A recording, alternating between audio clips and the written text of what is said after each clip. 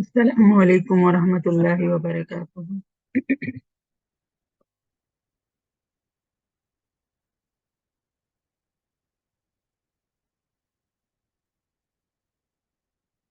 السلام علیکم ورحمۃ اللہ وبرکاتہ۔ وعلیکم السلام وعلیکم السلام ورحمۃ اللہ وبرکاتہ۔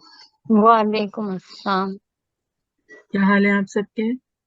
الحمدللہ، شکر بہت بہت الحمدللہ۔ مبارک ہو، بہت بہت مبارک ہو رضوانہ۔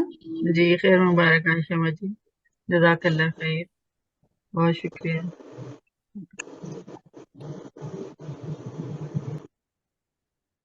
شروع کرتے ہیں ہم۔ نحمدہ ونصلی علی رسولہ الکریم، اما بعد فاعوذ باللہ من الشیطان الرجیم، بسم اللہ الرحمن الرحیم، رب اشرح لی صدری ویسر لی امری واحلل عقدۃ من لسانی یفقہوا قولی۔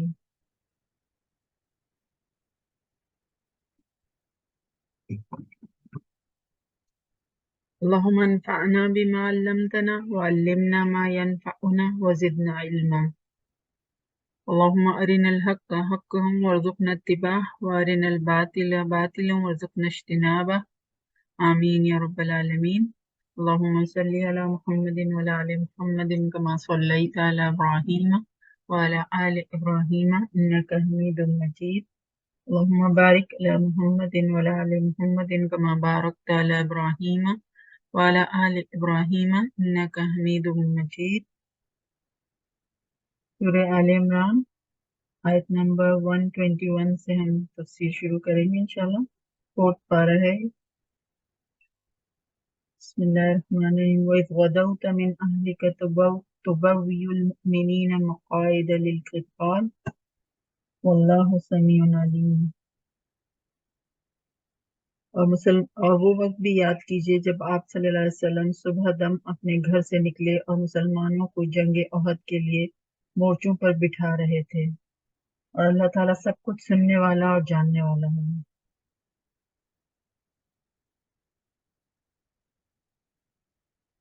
تو یہاں سے ایک نیا مضمون شروع ہو رہا ہے جو جنگ احد سے متعلق ہے، اور تقریباً سورت کے اختتام تک یہ موضوع چلتا رہے گا۔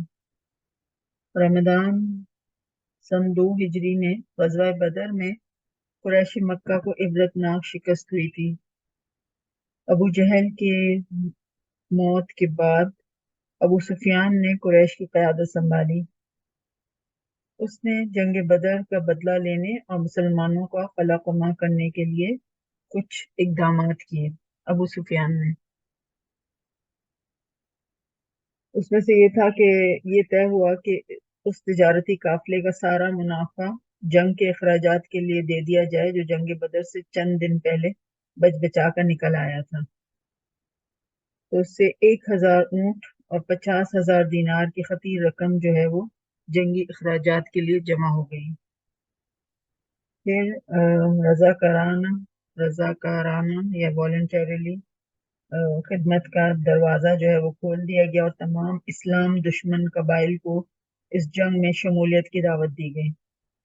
اس طرح قریش کے حلیف قبیلے بھی اور مسلمانوں کے مخالف قبیلے بھی اس قریشی جھنڈے تلے جمع ہو گئے۔ 2 شعلہ بیان شعراء کی خدمت حاصل کی گئی، جو بدو جو دیہات کے رہنے والے ہوتے ہیں، جو بدوی قبائل کو مسلمانوں کے خلاف انتقام پر بھڑکاتے تھے۔ تو ان ایام میں جنگی پروپیگنڈا کا سب سے مؤثر ذریعہ جو تھا وہ یہی تھا۔ تو پھر اس طرح سے شوال 3 ہجری میں قریش کا یہ 3000 مسلح افراد کا لشکر جرار ابو سفیان کی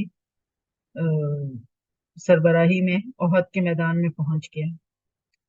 اس موقع پر ابو سفیان نے ایک خطرناک جنگی چال چلی، اور وہ کیا تھی کہ وہ انصار سے مخاطب ہو کر کہنے لگا۔ انصار کون تھے؟ مدینے کے رہنے والے تھے۔ جی، جو مدینے کے نیٹیوز تھے، جو مدینے کے رہنے والے تھے۔ جب مسلمان ہجرت کر کے آئے تو جو حضور صلی اللہ علیہ وسلم کے ساتھ مکے سے جو لوگ آئے تھے وہ مہاجر تھے، اور جو مدینے میں رہنے والے تھے وہ انصار۔ ٹھیک ہے، تو अबू सुफियान ने इस मौके पर एक खतरनाक जंगी चाल चली और वो अंसार से मुखातिब होकर कहने लगा कि आप लोगों से हमारी कोई लड़ाई नहीं है, आप दरमियान से निकल जाएं तो बेहतर है, हम भी आपसे कोई तारुज ना करेंगे। लेकिन अंसार अबू सुफियान की इस चाल को समझ गए और उसे खरी खरी सुना दी। मतलब वो क्या चाह रहा था, अगर अंसार बीच से निकल जाएं तो क्या होता। तादाद कम हो जाती है ना मुसलमानों हाँ की। हाँ, मुसलमानों की तो वैसे ही तादाद कम थी, तो मजीद जो है वो कम हो जाती है ना। तो खैर उसकी ये चाल जो है वो नाकाम हो गई। रसूलुल्लाह सल्लल्लाहु अलैहि वसल्लम ने सहाबा रदियल्लाहु अन्हुम अजमईन से मशवरा किया कि ये जंग मदीना में रहकर लड़ी जाए या बाहर निकलकर खुले मैदान में लड़ी जाए। अब इसके बारे में ये बात क्लियर होनी चाहिए कि जिस बारे में वही आ जाती थी ना, उस बारे में तो फिर आप सल्लल्लाहु अलैहि वसल्लम कोई मशवरा नहीं करते थे, क्योंकि वो तो अल्लाह का हुक्म हो जाता था फिर। लेकिन जिस बारे में वही नहीं होती थी तो फिर आप उस बारे में मशवरा किया करते थे, ठीक है। तो सारा कुछ ऐसा भी नहीं था कि कोई आप सल्लल्लाहु अलैहि वसल्लम जो है ना एक रोबोट की तरह काम कर रहे थे। अपनी भी जो हिकमत थी, अपनी जो दानिशमंदी है, अपनी इंटेलेक्ट है, उसको भी इस्तेमाल में लाकर और आप जो है वो बेहतरीन फैसला किया करते थे, और मशवरा बिल्कुल आप सहाबा से लिया करते थे। तो आप सल्लल्लाहु अलैहि वसल्लम की जाती राय ये थी कि मदीना में रहकर लड़ा के जंग जो है वो मदीने में रहकर लड़ी जाए। और ये पहला मौका था कि अब्दुल्ला बिन उबई जो रईसुल मुनाफिकीन था, उससे भी राय ली गई, और उसकी जो राय थी वो बिल्कुल वही थी जो हुजूर सल्लल्लाहु अलैहि वसल्लम की राय थी।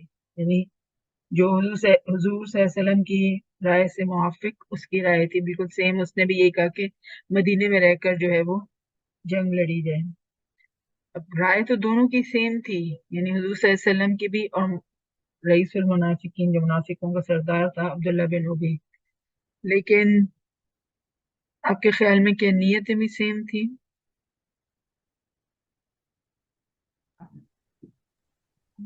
ये तो सेम नहीं होगी ना, नहीं, वो तो होता ना। बिल्कुल। हुजूर सल्लल्लाहु अलैहि वसल्लम ने तो in the larger interest of के, क्योंकि इस्लाम के कॉज को कोई नुकसान ना पहुंचे और मुसलमान जो है वो कम तादाद में थे, तो आप सल्लल्लाहु अलैहि वसल्लम ने ये बेहतर समझा कि मदीने में रहकर जो है वो जंग लड़ी जाए। और उसके बैक ऑफ द माइंड क्या होगा, उसकी नीयत क्या होगी?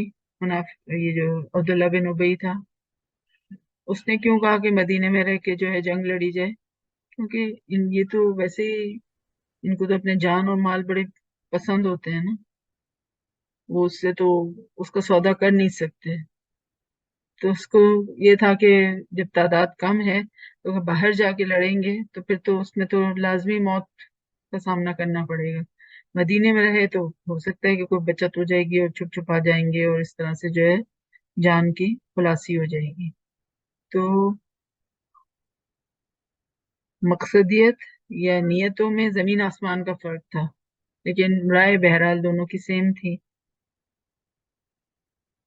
मगर जो पुरजोश और जवान मुसलमान जिन्हें बदर की शिरकत नसीब ना हुई थी और शौक शहादत जो है उन्हें बेचैन कर रहा था, तो वो इस बात पर मुसर हुए कि बाहर निकलकर खुले मैदान में मुकाबला किया जाए, ताकि दुश्मन हमारी निस्बत बुजदिली और कमजोरी का गुमान ना करे।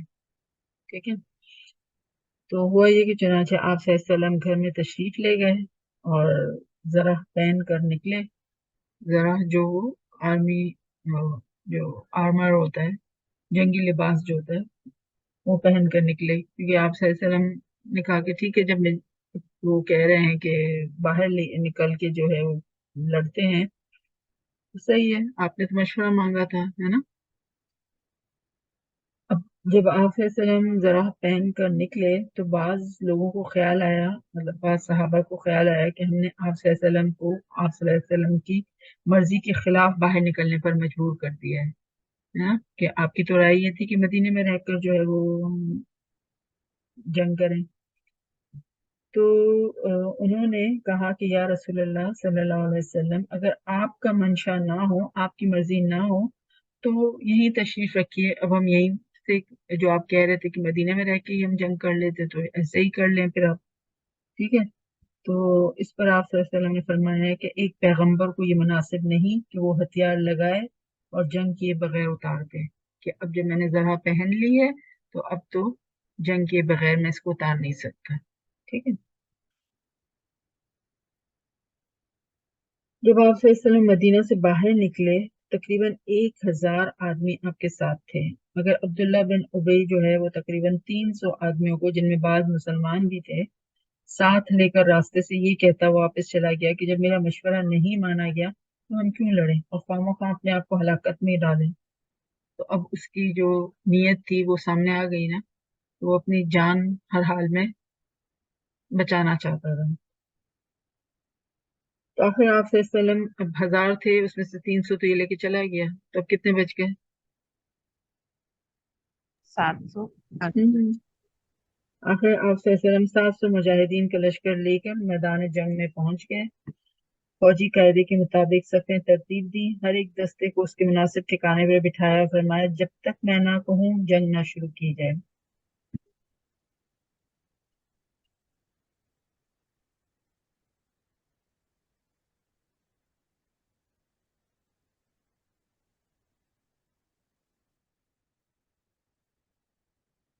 آگے فرمایا جب تم میں سے 2 گروہ بزدلی دکھانے پر آمادہ ہو گئے تھے، حالانکہ اللہ تعالیٰ ان کی مدد پر موجود تھا،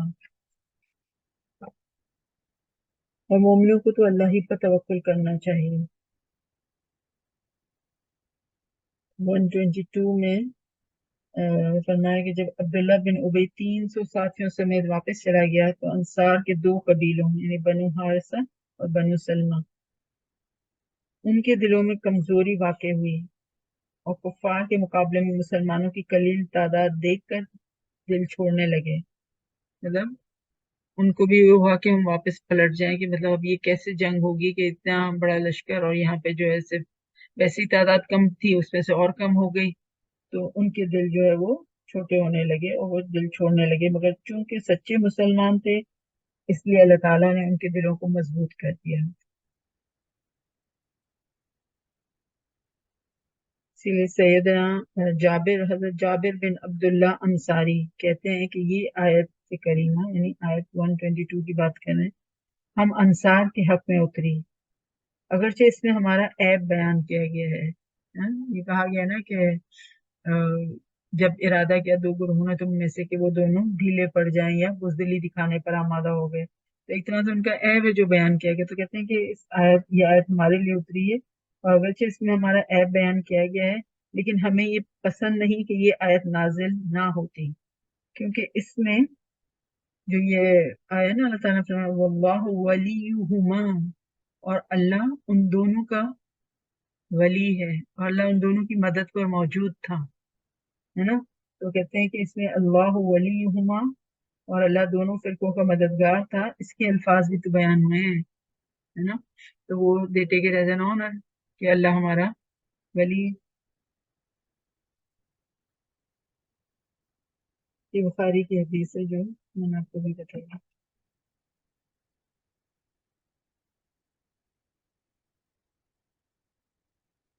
اور اس سے پہلے اللہ تعالیٰ نے جنگ بدر میں اس وقت تمہاری مدد کی جبکہ تم کمزور تھے، لہذا اس سے ڈرتے رہو، اس کا امید ہے کہ تم شکر گزار بن جاؤ گے۔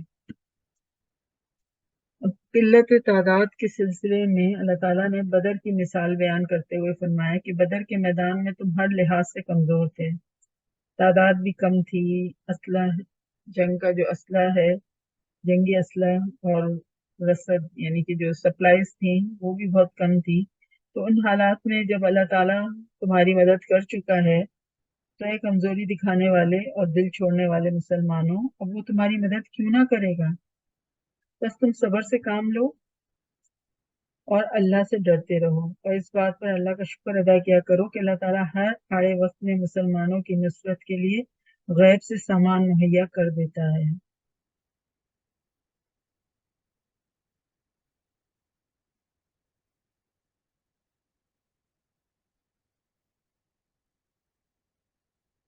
پھر فرمایا کہ جب آپ مومنوں سے یوں کہہ رہے تھے کہ کیا تمہیں یہ کافی نہیں کہ تمہارا رب 3000 فرشتے اتار کر تمہاری مدد کرے،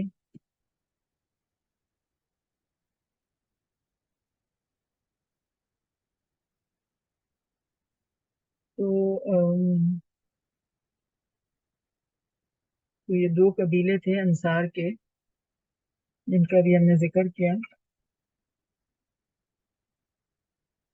بنو حارثہ اور بنو سلم۔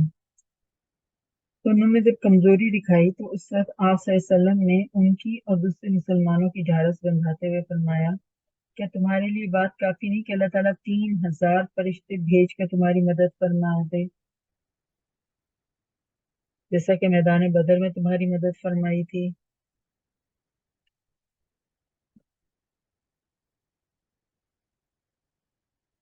تو 3000 فرشتوں کا کیوں ذکر فرمایا؟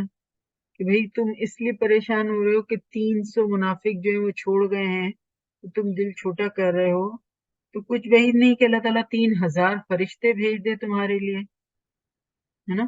تو بتائیے کتنا جو ہے وہ سیر جو ہے وہ دل بڑھ جائے اس طرح کی بات سن کے، ہے نا؟ ہمت اور جوان ہو جاتی ہے۔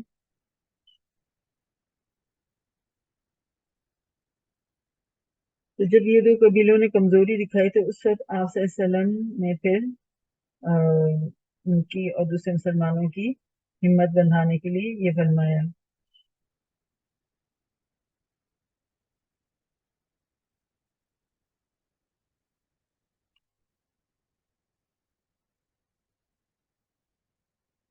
آگے فرمایا، کیوں نہیں اگر تم صبر کرو اور اللہ سے ڈرتے رہو، اگر دشمن تم پر فوراً چڑھ آئے تو تمہارا رب خاص نشان رکھنے والے 5000 فرشتوں سے تمہاری مدد کرے گا۔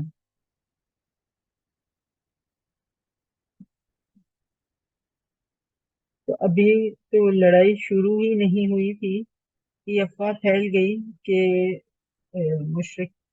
مشرکین جو ہیں، یہ جو قریشی فوج جو آ رہی تھی، وہ بہت بڑی کمک لے کر مشرکین کی مدد کے لیے، مطلب ایک سردار کا نام آتا ہے قرظ بن جابر، کہ وہ جو ہے بہت بڑی کمک لے کر، بہت بڑی کمک مینس بہت بڑی فوج لے کر یا آرمی لے کر جو ہے مشرکین کی مدد کے لیے آ رہا ہے۔ اس افواہ سے مسلمانوں میں مزید ایک بے چینی پھیل گئی، اضطراب پھیل گیا۔ اس وقت اللہ تعالیٰ نے مسلمانوں سے فرمایا کہ اگر کفار کو ہنگامی طور پر کمک مل جانے سے، ان کو جو ہے ایڈیشنل سپورٹ مل جانے سے ڈرتے ہو، تو اللہ تعالیٰ بھی اپنے فرشتوں کی کمک میں اضافہ کر دے گا، اللہ تعالیٰ بھی اپنی فرشتوں کی فوج جو ہے اس میں اضافہ کر دے گا۔ یعنی پہلے کیا کہا تھا کہ 3000 فرشتوں سے تمہاری مدد فرمائے گا، اب کہا کہ کچھ بعید نہیں کہ 5000 فرشتے بھیج دے وہ، ہے نا؟ تم کیوں گھبراتے ہو؟ لہٰذا صبر و استقامت سے کام لو اور کافروں سے نہیں بلکہ اللہ سے ڈرتے رہو۔ پھر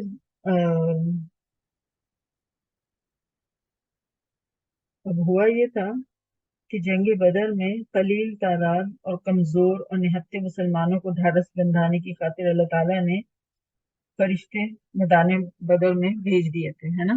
فرشتوں کا نزول ہوا تھا۔ کتنے فرشتے بھیجے تھے، کوئی اندازہ ہے؟ شاید 1000۔ 1000، شاباش، 1000 فرشتے بھیجے تھے، جو کہ سورہ انفال میں بیان ہوا نا، فاستجاب لکم انی ممدکم بألف من الملائکۃ مردفین، لگاتار مردفین مطلب 1 بائی 1 وہ اترتے آ رہے ہیں، کنٹینیوس سپلائی ہوگی۔ پھر جب جنگ بدر میں مطلب جب جنگ بدر میں ہی یہ مشہور ہوا کہ مکہ سے جو ہے وہ مزید کمک پہنچ رہی ہے، تو اللہ تعالیٰ نے فرمایا کہ ایسی صورت میں ہم 3000 یا 5000 فرشتے بھیج دیں گے۔ پھر چونکہ کافروں کے لیے مکے سے مزید کوئی کمک نہیں پہنچی تھی تو اور فرشتے بھی نہ آئے، ٹھیک ہے؟ تو یہ بات تو طے ہے کہ 1000 فرشتوں کی میدان بدر میں شرکت جو ہے وہ قرآن پاک سے ثابت ہے، صحیح ہے؟ لیکن جنگ احد میں فرشتوں کی کمک کی صحیح روایات سے ثابت نہیں ہوتی، ٹھیک ہے؟ تو یہی وجہ جو ہے زیادہ جو ہم کو معلوم ہوتی ہے، یہی ایکسپلینیشن کہ بھئی اگر ان کے پاس کوئی آئے گا ایکسٹرا سپلائی تو تمہارے پاس بھی اللہ تعالیٰ جو تمہارے ساتھ تو اللہ تعالیٰ ہے، تو تمہیں 3,000 کی بجائے جو ہے پہلے وہ جنگ احد میں کتنا لشکر آ رہا تھا قریش کا؟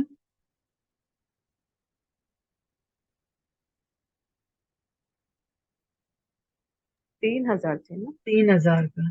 تو کہا کہ 3,000 فرشتے آ جائیں گے تمہاری ہیلپ کے لیے، تم کیوں پریشان ہو رہے ہو کہ تمہارے 300 لوگ چلے گئے، ہے نا؟ اور اگر جیسے کہ افواہ پھیلی کہ کوئی مزید جو ہے ان کو اور ریسورسز، ان کے پاس اور جو ہے مین پاور ان کے ساتھ شامل ہو رہا ہے قریشی قیادت میں، تو کہا کہ تم اس پہ بھی پریشان مت ہو. اللہ تعالیٰ چاہے گا تو 3,000 کی بجائے 5,000 فرشتے تمہارے لیے بھیج دے گا. ٹھیک ہے. لیکن اگر یہ سوال اٹھتا ہے کہ کیا غزوہ احد میں فرشتے نازل ہوئے تھے، تو اس کے بارے میں قرآن یا صحیح احادیث میں ہمیں کوئی ایگزیکٹ وہ پتہ نہیں چلتا. ٹھیک ہے. تو اس پر ہم کیا کہیں گے کہ نہیں آئے تھے کیونکہ ہمیں پتہ نہیں چلا ہے؟ نہیں. واللہ عالم بالصواب. May be not. اللہ نوز دا بیسٹ. ٹھیک ہے.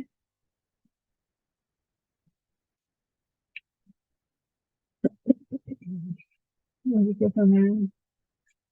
فرشتوں سے مدد کی خبر اللہ نے تمہیں صرف اس لیے دی ہے کہ تم خوش ہو جاؤ اور تمہارا دل مطمئن ہو جائے، اور مدد تو اللہ ہی کی طرف سے ہوتی ہے جو بڑا زبردست اور حکمت والا ہے.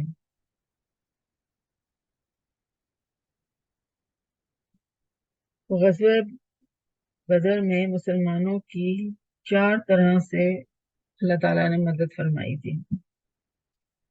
اگر یہاں پہ فرمایا نا اس آیت میں کہ میدان بدر میں اللہ تعالیٰ نے جو نزول ملائکہ کی تمہیں خوشخبری دی تھی وہ تمہیں اس لیے تھی کہ تمہارا دل مضبوط ہو جائے اور تم پورے وثوق کے ساتھ جم کر لڑائی کے میدان میں اترو.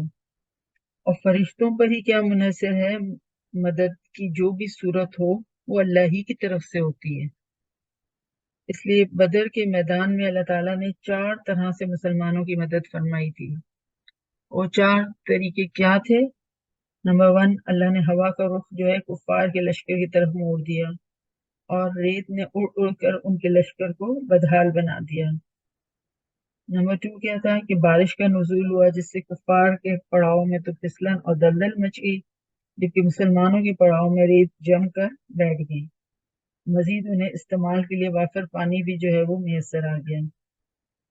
پھر فرشتوں کا نزول، اس بارے میں حضرت ابن عباس رضی اللہ تعالیٰ عنہ کہتے ہیں کہ آپ صلی اللہ علیہ وسلم نے بدر کے دن فرمایا، یہ جبرائیل آن پہنچے اپنے گھوڑے کا سر تھامے ہوئے ہیں، لڑائی کے ہتھیار لگائے ہوئے ہیں. بخاری کی روایت ہے. مزید سید حضرت رفاع، صحابی کا نام ہے حضرت رفاع رضی اللہ تعالیٰ عنہ کہتے ہیں کہ ایک دفعہ جبرائیل رسول اللہ صلی اللہ علیہ وسلم کے پاس آ کر کہنے لگے کہ آپ صلی اللہ علیہ وسلم اہل بدر کو کیسا سمجھتے ہیں؟ تو آپ صلی اللہ علیہ وسلم نے جواب دیا کہ سب مسلمانوں سے افضل، یا کوئی ایسا ہی کلمہ کہا. تو جبرائیل کہنے لگے اسی طرح وہ فرشتے جو غزوہ بدر میں حاضر ہوئے تھے دوسرے فرشتوں سے افضل ہیں. بخاری کی روایت ہے. اور چوتھا کس طرح سے مدد فرمائی تھی کہ مسلمانوں کی مدد کا چوتھا طریقہ یہ تھا کہ کفار کو مسلمان مجاہدین کی تعداد اصل تعداد سے دگنی نظر آنے لگی تھی، تاکہ ان پر جو ہے ایک خوف، ایک ہیبت طاری ہو.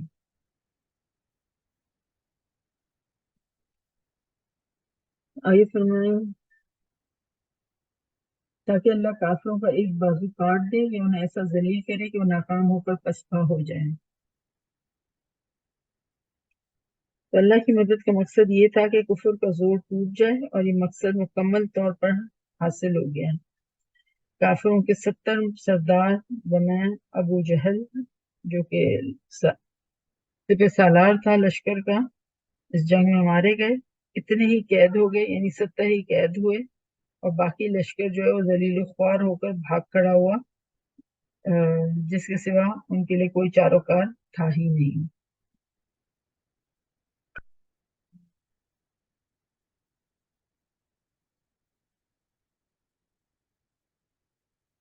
پھر فرمایا کہ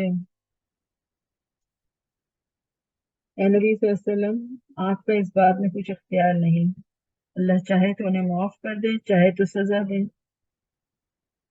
آیت 128 کی بات کر رہے ہیں ہم. یہ میدان احد کے مزید حالات تو ہم آگے چل کے بات کرتے ہیں اس پر.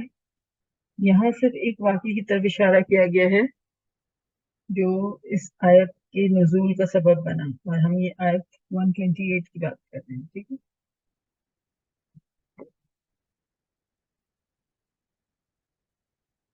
وہ واقعہ یہ تھا کہ جنگ احد میں رسول اللہ صلی اللہ علیہ وسلم کا اگلا دانت ٹوٹ گیا اور سر زخمی ہو گیا.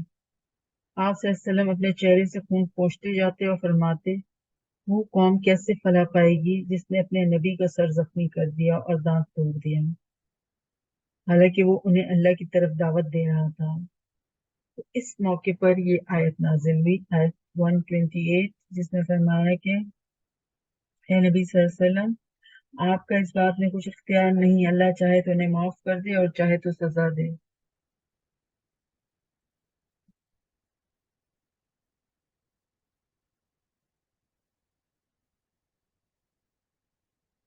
مسلم کی روایت ہے. تو پھر اس موقع پر چند نامور مشرکین کا نام لے لے کر آپ صلی اللہ علیہ وسلم نے انہیں بددعا دی، مگر اللہ تعالیٰ کو کچھ اور ہی منظور تھا. چند ہی روز گزرے تھے کہ جن مشرکوں کے حق میں آپ صلی اللہ علیہ وسلم نے بددعا کی تھی انہیں اللہ تعالیٰ نے آپ صلی اللہ علیہ وسلم کے قدموں پر لا ڈالا اور اسلام کے جانباز سپاہی بنا دیا. اس میں جو نوٹڈ نام آتے ہیں وہ کون سے ہیں؟ خالد بن ولید جی، خالد بن سب سے ولید رضی پہلا اللہ نام، تعالیٰ عنہ، اور اور ابو سفیان بھی تھے شاید. نہیں، ابو وہ تو سفیان بعد اکرمہ بن بعد ابو جہل، ہاں، ابو جہل کے بیٹا تھا اکرمہ، دیکھ لیں. ہے نا. وہ بھی اس تھوڑے ہی عرصے میں پھر اسلام لے آئے تھے، اور پھر ان کی اسلام کے لیے بہت سارے خدمات جو ہیں وہ ہمیں پتہ چلی.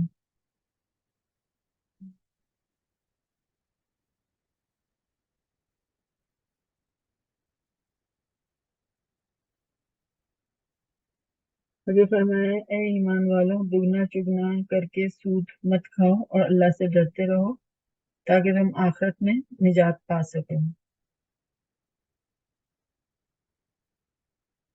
تو یہ جو سود کی حرمت میں تدریجی بیان ملتا ہے، یعنی گریجولی جو ہے سود کو حرام قرار دیا گیا. جو سود کی حرمت کا ذکر ہے وہ تو سورہ بقرہ کی آیات 278 اور 279 میں گزر چکا ہے. یہ جو آیت ہے، آیت 130 سورہ آل عمران، یہ اس سے پہلے نازل ہوئی تھی. جو سورہ بقرہ کی آیات ہم کہہ رہے ہیں 278.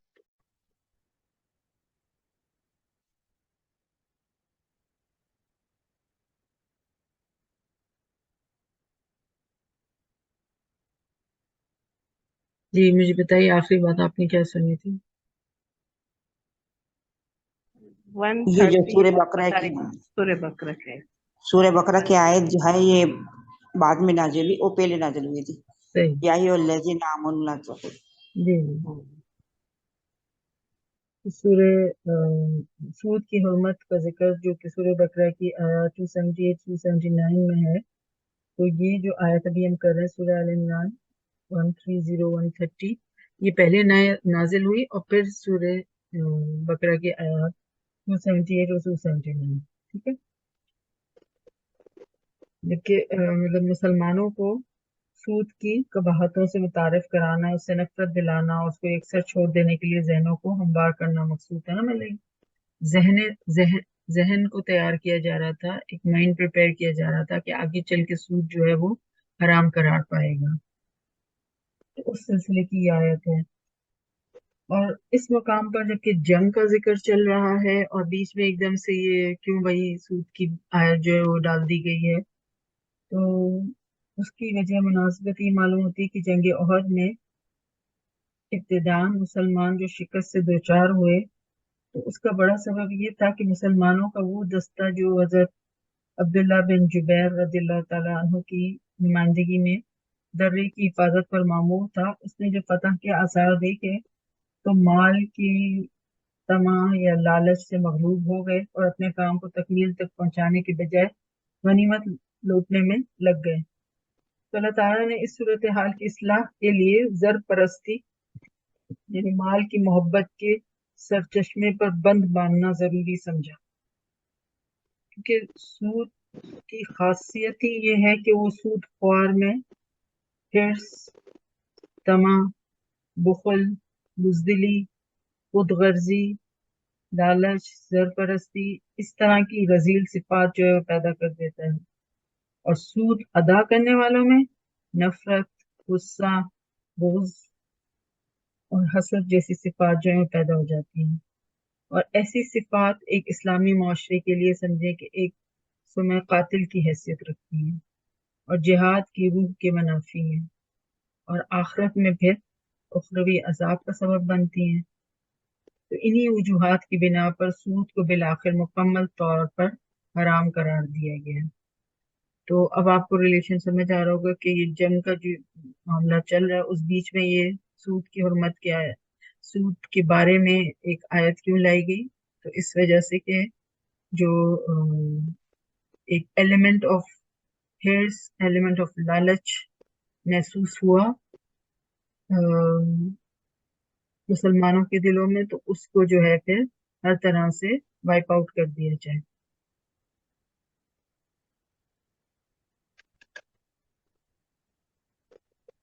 تو یہ تو ہماری جو آیات تھی، لیکن اب تھوڑا سا اور ہم ڈیٹیل میں اس کو دیکھتے ہیں کہ جنگ احد کا کیا معاملہ پیش آیا تھا۔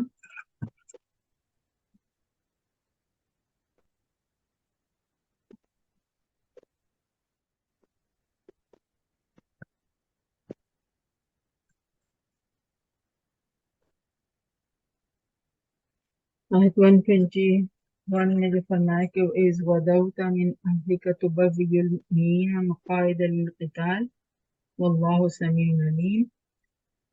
غدوت، صبح نکلے آپ، نا؟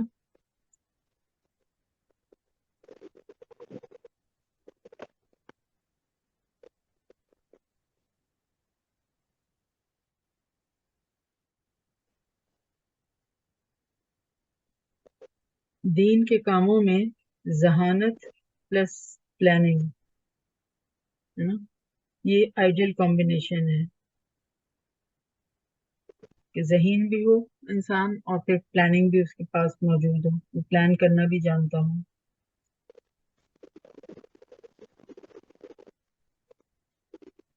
تو آپ سے وسلم تو رسول کامل ہے نا، دا پرفیکٹ پروفیٹ، تبھی تو آپ صلی اللہ علیہ وسلم کو رول ماڈل بنا کر پیش کیا گیا نا امت کے لیے۔ لَقَدْ كَانَ لَكُمْ فِي رَسُولِ اللَّهِ أُسْوَةٌ حَسَنَةٌ، یہ بہترین نمونہ ہے تمہارے لیے رسول اللہ صلی اللہ علیہ وسلم کی ذات میں۔ تو وَإِذْ غَدَوْتَ مِنْ أَهْلِكَ، جب آپ صبح سویرے نکلے گھر والوں سے اپنے، تو آپ دیکھیں کہ دو چیزوں کی قربانی جو ہے وہ دین مانگتا ہے، اور وہ کیا ہے؟ صبح سویرے جب نکلتا ہے انسان تو کس چیز کی قربانی آپ کے خیال میں دینی پڑتی ہے؟ نیند کو نیند ہوگا کی قربانی۔ اور جب گھر سے نکلتے ہیں تو کس چیز کی قربانی دینی پڑتی ہے؟ گھر والوں سے، گھر والوں کی جدائی، ہاں۔ تو نیند یا وقت کی قربانی، گھر والوں سے جدائی جو ہے وہ سہنی پڑتی ہے جب آپ دین کی راہ میں نکلتے ہیں تو، ٹھیک ہے، یا جب آپ جہاد پر نکلتے ہیں۔ جہاد دین کے پرسپیکٹو سے مطلب کیا ہے؟ کوئی بھی کوشش دین کی راہ میں کی جائے وہ جہاد ہے، ٹھیک ہے۔ اور جو جہاد کرنے والا ہوتا ہے وہ کیا کہلاتا ہے؟ مجاہد۔ مجاہد، یس، مجاہد، جہاد کرنے والا۔ اور اللہ کی راہ میں جہاد کرنے والا وہ کیا کہلائے گا؟ وہ بھی مجاہد ہی کہلائے گا نا۔ لیکن آگے کچھ اور، مجاہد فی سبیل اللہ، فی سبیل اللہ، اللہ کے صحیح ہے، راستے میں۔ اللہ کے راستے میں نا۔ تو بتائیے کیا ہم سب مجاہد فی سبیل اللہ ہیں؟ الحمدللہ۔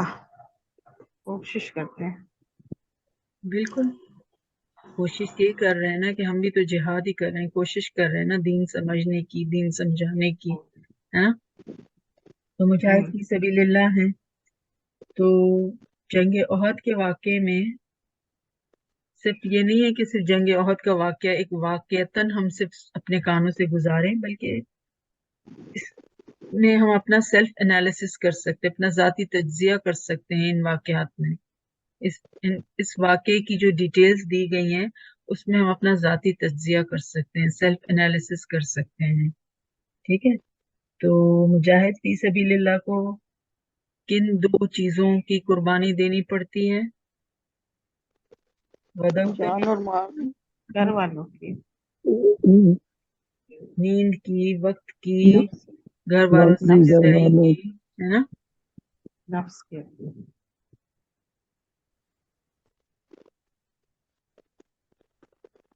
اور جب آپ سب کو اپنا جو ہے نا تبوی المؤمنین، مومنوں کو ٹھکانہ دیتے ہوئے، یعنی کیا ہے کہ لیڈر کی بات ہو رہی ہے نا. آپ صلی اللہ علیہ وسلم سے کہا جا رہا ہے نا کہ آپ جب ان کو اپنے مورچوں میں اپوائنٹ کر رہے تھے مومنین کو، ہے نا، مقاعد للقتال، مورچوں کا جنگ کے لیے، ان کی جو آپ جنگ بندی کے مطلب منظم ایک ڈسپلن کے طور پر جو ہے آپ صف بندی کر رہے تھے، تو اس کی طرف اشارہ ہے. تو جو بھی خوبی جس کے اندر ہو اس کا اقرار کرنا چاہیے تاکہ خود اعتمادی پیدا ہو، تاکہ اپنے اندر کانفیڈنس پیدا ہو، ہے نا.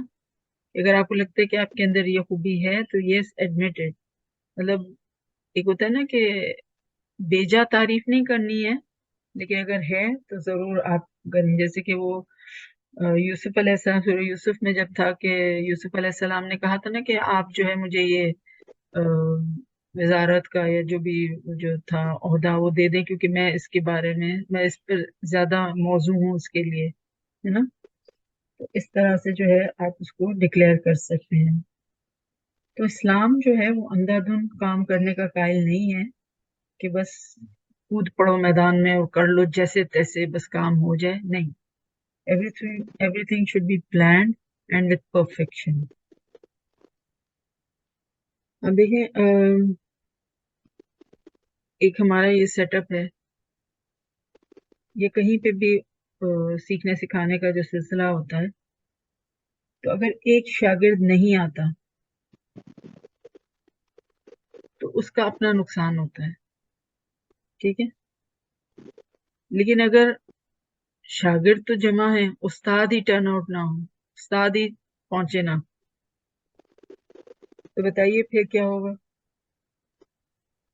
بہت نقصان، بہت زیادہ نقصان ہوگا اسٹوڈنٹ کا. بالکل ایسا ہی ہے. تو لیڈر کو پہلے پہنچ کر اپنی ذمہ داری کا احساس کرنا ہوتا ہے. اسی لیے کہا کہ جب آپ جو ہے اپنے گھر سے نکلے اور آپ مومنین کو جو ہے پلیس کر رہے تھے.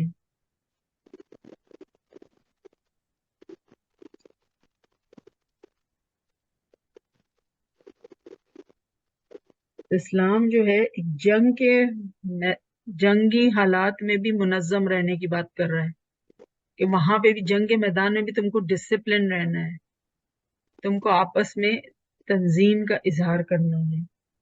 تو بتائیے کہ جنگ کے میدان میں جب اسلام ڈسپلن چاہتا ہے تو امن کی حالت میں کتنا ڈسپلن چاہتا ہوگا؟ بہت زیادہ.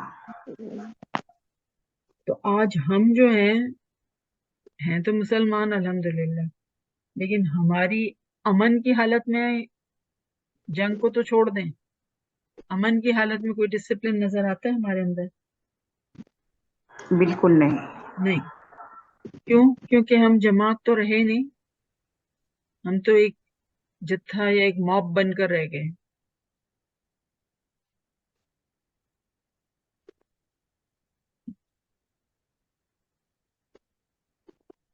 تو یہاں سے جیسے ہم نے کہا کہ آیت 121 سے لے کے سورت کے آخر تک غزوہ احد کا ذکر چلتا رہے گا.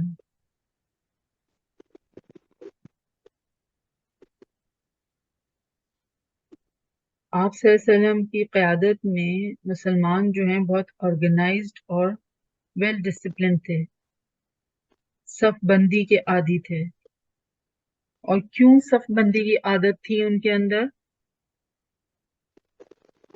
کیونکہ روزانہ کس طرح سے ہمارے اندر صف بندی کی عادت جو ہے وہ انگرین کی گئی ہے؟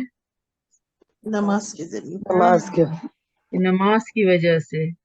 ورنہ عربوں میں اسلام سے پہلے صف بندی کا کوئی تصور موجود نہیں تھا، کوئی پلاننگ کا تصور موجود نہیں تھا. جنگیں تو بہت ہوتی تھیں ان کے ہاں، لیکن پلاننگ کوئی نہیں ہوتی تھی. یہ اسلام نے یہ تصور پیش کیا ہے. آپ صلی اللہ علیہ وسلم نے خود صف بندی کی. اور کس طرح سے کہ احد کے میدان میں، اگر آپ جن کا جو ہے وہاں جانا ہوا ہوگا سعودیہ، تو جو ہم زیارت پر جاتے ہیں تو بہت پہاڑ اور وہ جو دکھاتے ہیں وہاں پہ جہاں پہ کہ جنگ احد لڑی گئی تھی، تو اس کا اگر کوئی ذہن میں ہو منظر، تو آپ دیکھیے کہ آپ صلی اللہ علیہ وسلم نے خود صف بندی کی، اور اس طرح سے کہ احد پہاڑ جو تھا وہ آپ کی پیٹھ کی طرف تھا، الٹے ہاتھ پر ایک درہ تھا جو مطلب سمجھے کہ خالی جگہ تھی، یعنی چانس تھا کہ دشمن یہاں سے حملہ آور ہو جائے. تو آپ صلی اللہ علیہ وسلم نے وہاں پر عبداللہ بن جبیر رضی اللہ تعالیٰ عنہ کی کمانڈ میں 50 تیر اندازوں کو وہاں پر بٹھایا تھا، اور ان کو ہدایت کیا کی تھی کہ تم اپنی جگہ پر جمے رہنا، اپنی جگہ ہرگز نہ چھوڑنا، بھلے چاہے تم دیکھو کہ پرندے ہمیں اچک رہے ہیں، یہاں تک کہ میں تم کو بلاؤں. اور اگر تم دیکھو کہ ہم نے دشمن کو شکست دے دی ہے اور انہیں کچل ڈالا ہے، تو بھی جگہ نہ چھوڑنا یہاں تک کہ میں تمہیں بلاؤں. بخاری کی روایت ہے. تو بہت کلیئر کٹ انسٹرکشنز تھے نا. اور یہ جگہ کیا تھی جہاں پہ کہ تیر اندازوں کو جو بٹھایا تھا وہ جبل رومات کہلاتا ہے نا؟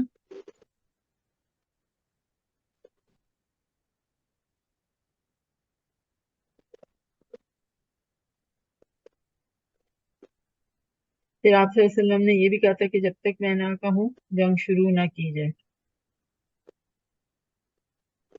تو ڈسپلن برقرار رکھنے کے لیے کتنا سبمٹ کرنا، مطلب ڈسپلن برقرار رکھنا ہے تو لیڈر کی بات کو جو ہے کتنا پرسنٹ اوبے کرنا ہوگا؟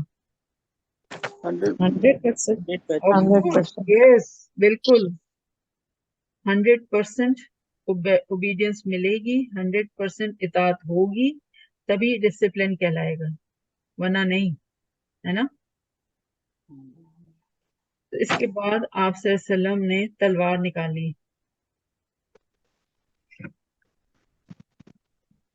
تلوار نکالی اور فرمایا کہ کون اس کا حق ادا کرے گا. تو ابو دجانہ رضی اللہ تعالیٰ عنہ آگے بڑھے اور کہا کہ اس کا کیا حق ہے؟ آپ صلی اللہ علیہ وسلم نے فرمایا کہ اس سے دشمن کے چہرے کو مارو یہاں تک کہ یہ ٹیڑھی ہو جائے، یہ تلوار جو ہے وہ ٹیڑھی ہو جائے. انہوں نے کہا ابو دجانہ نے کہ میں اس کا یہ حق ادا کرنا چاہتا ہوں. تو آپ صلی اللہ علیہ وسلم نے انہیں یہ دے دی کہ تلوار دے دی. ابو دجانہ رضی اللہ تعالیٰ عنہ انہوں نے کیا کیا کہ ایک سرخ پٹی نکال کر اپنے سر پر باندھ لی. اور یہ سرخ پٹی باندھنے کا مطلب کیا ہوتا تھا؟ جنگ شروع ہو رہی ہے نا. نہیں، نا وہی جنگ مطلب یہ ہوتا تھا کہ اب موت تک وہ لڑتے رہیں گے، جب تک وہ مریں گے نہیں وہ چھوڑیں گے نہیں جنگ. سرخ پٹی باندھنے کا مطلب یہ تھا.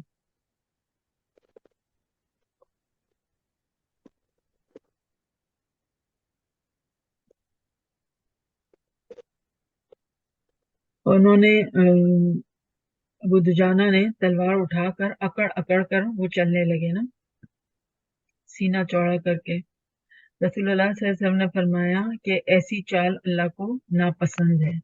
اکڑ کر چلنا زمین پر اللہ کو پسند نہیں ہے، لیکن اس موقع کے لیے نہیں، کیونکہ دشمن دیکھ رہا ہے کہ کانفیڈنس کتنا ہے ان کے اندر. تو دشمن کو دکھانے کے لیے ایسے اکڑ اکڑ کر چلنا وہ پسندیدہ ہے.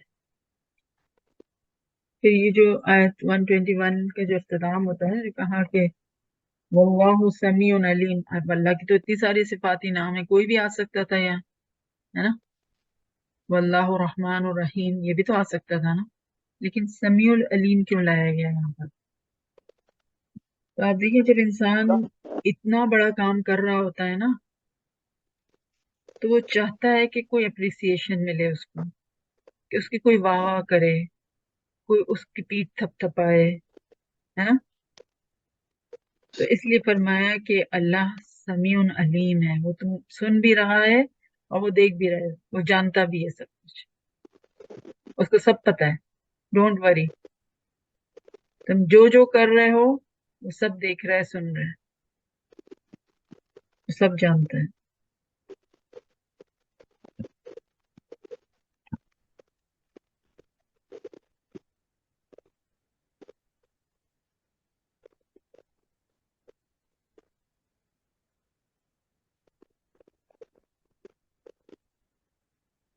اب جیسا ابھی ہم نے بات کی کہ جنگ بدر میں مسلمانوں کے ہاتھوں شکست کا سامنا کرنے کے بعد کفار جو تھے وہ بڑے دل برداشتہ تھے، کیونکہ 70 سردار ان کے مارے گئے تھے اور 70 قیدی بنائے گئے تھے، اور ابو جہل جو ان کا نوٹڈ سردار تھا وہ تک مارا گیا تھا. تبھی وہ اس غم سے باہر نہیں نکلے تھے کہ ایک سریا، ٹھیک ہے، سریا کیا ہوتی ہے؟ جنگ سر جس میں کچھ کیا، شامل نہ ہو. جس میں حضور صلی اللہ علیہ وسلم شامل نہیں ہوتے. ابھی وہ اس غم سے باہر نہیں نکلے تھے غزوہ بدر کے کہ سریا زید بن حارثہ جو ہے وہ سمجھے کہ جمادی الاخر سن 3 ہجری میں پیش آئی، اور اس میں ان کو شکست کا سامنا کرنا پڑا تھا پھر قریش کو.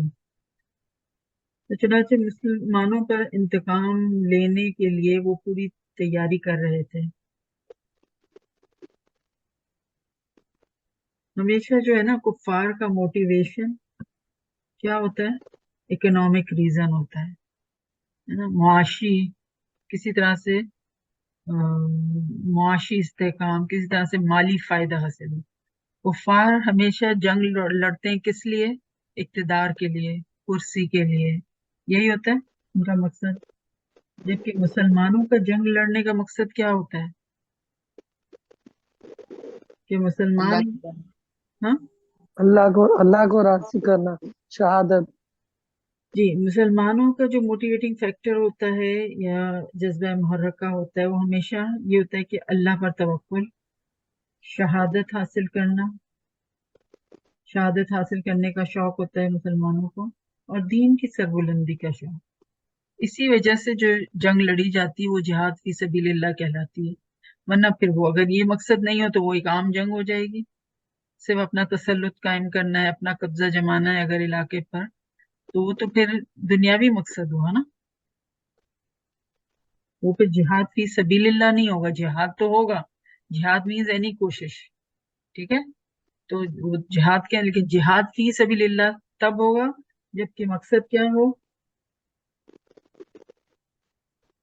دین شہادت کی حاصل سربراہ کرنے کا شوق، اللہ دین کی سربلندی کا شوق، اور توکل اللہ پر ہونا چاہیے. یہ ہے جہاد فی سبیل اللہ کی ڈیفینیشن. تو کفار کا لشکر جو تھا وہ 3000 کا تھا،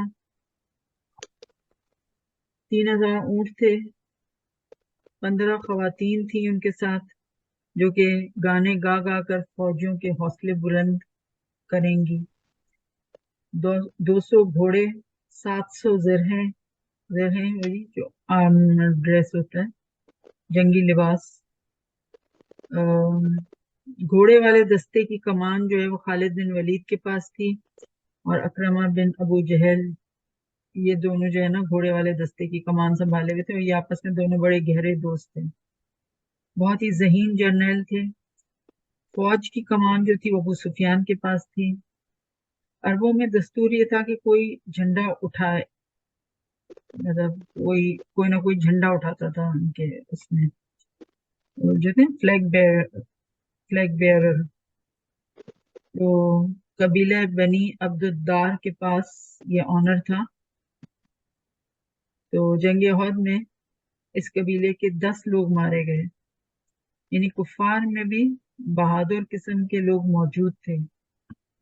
हजरत अब्बास रजी अल्लाह ताला अन्हु जो आपके चचा थे, हुजूर सल्लल्लाहु अलैहि वसल्लम के चचा थे, उन्होंने आपको खत लिखा कि कुफार का लश्कर आपसे मुकाबले के लिए आ रहा है। आप सल्लल्लाहु अलैहि वसल्लम मस्जिद कुबा में थे। उबी बिन काब ने खत पढ़कर सुनाया।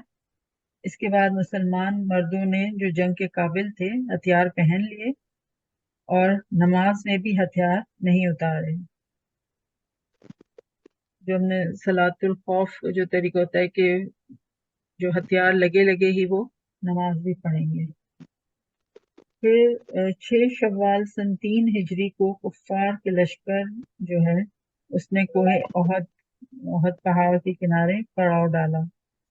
आप सल्लल्लाहु अलैहि वसल्लम के पास दुश्मन की हर नक्लो हरकत की खबर पहुंच रही थी। आप सल्लल्लाहु अलैहि वसल्लम ने शूरा बुलाई। शूरा क्या होती है? इसको हम कहेंगे कि इमरजेंसी कैबिनेट मीटिंग। मश ठीक है, ओके, मशवरा मशवरा के लिए। हाँ, जिस बारे में हमने जैसे भी बात की थी कि वही आ जाती थी, उस बारे में तो आप सल्लल्लाहु अलैहि वसल्लम मशवरा नहीं किया करते थे। ठीक है, तो इससे हमें क्या पता चला कि हर बात वही से नहीं बताई गई, बल्कि आप सल्लल्लाहु अलैहि वसल्लम की अपनी जहानत और अपनी जो एक इंटेलेक्ट थी उसको भी आप इस्तेमाल किया करते थे। जब सब लोग शुरा के लिए जमा हो गए तो आप सल्लल्लाहु अलैहि वसल्लम ने अपना ख्वाब बयान फरमाया कि मैंने देखा है कि कुछ गायें ज़िबा हो रही हैं, और ताबीर भी फिर आप सल्लल्लाहु अलैहि वसल्लम ने खुद ही बताई कि कुछ सहाबा जो हैं वो शहीद होंगे। फिर आप सल्लल्लाहु अलैहि वसल्लम ने फरमाया कि मैंने ये भी देखा कि मेरी तलवार पर कुछ शिकस्तगी है, यानी कि आप सल्लल्लाहु अलैहि वसल्लम की तलवार कुछ डैमेज हो गई है। मतलब आप सल्लल्लाहु अलैहि वसल्लम ने ये बताया कि मेरे घर का कोई आदमी जो है वो शहीद होगा। ये भी आप सल्लल्लाहु अलैहि वसल्लम ने देखा कि आप अपना हाथ एक महफूज जरा में डाल रहे हैं, और इसकी ताबीर आप सल्लल्लाहु अलैहि वसल्लम ने ये बताई कि ये जरा जो है ये शहर मदीना है। फिर आप सल्लल्लाहु अलैहि वसल्लम ने अपनी राय दी कि शहर में रहकर किला बंद होकर सीज डालकर कुफार का मुकाबला करें। जैसे भी हमने बात की थी ना कि अब्दुल्ला बिन उबी जो था उसका भी यही ख्याल था कि मदीने में रहकर ही करें। नबी और मुनाफिक दोनों की राय एक है, लेकिन नियतों में जो भी हमने बात की कि जमीन आसमान का फर्क।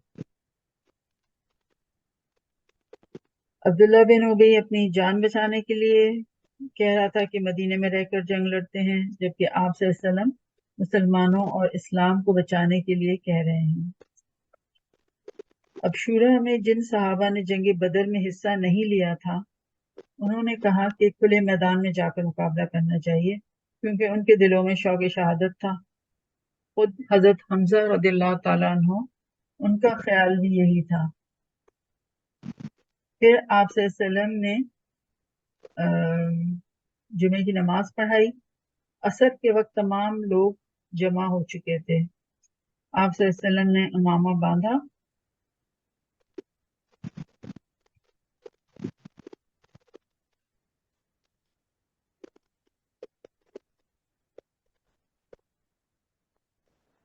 दो जरहें बांधी और तलवार लटकाई और हुजरे से बाहर निकले, तो उस वक्त तक सहाबा को जो कहते हैं ना कि सेकंड थॉट्स हुए, और आप सल्लल्लाहु अलैहि वसल्लम से कहा कि अगर आप चाहते हैं कि मदीने में रहकर जंग लड़ी जाए तो हम उसके लिए तैयार हैं। इस पर आप सल्लल्लाहु अलैहि वसल्लम ने फरमाया कि कोई नबी जब हथियार पहन ले तो फिर वो उस वक्त तक नहीं उतारता जब तक अल्लाह उसके और दुश्मन के दरमियान फैसला ना कर दे।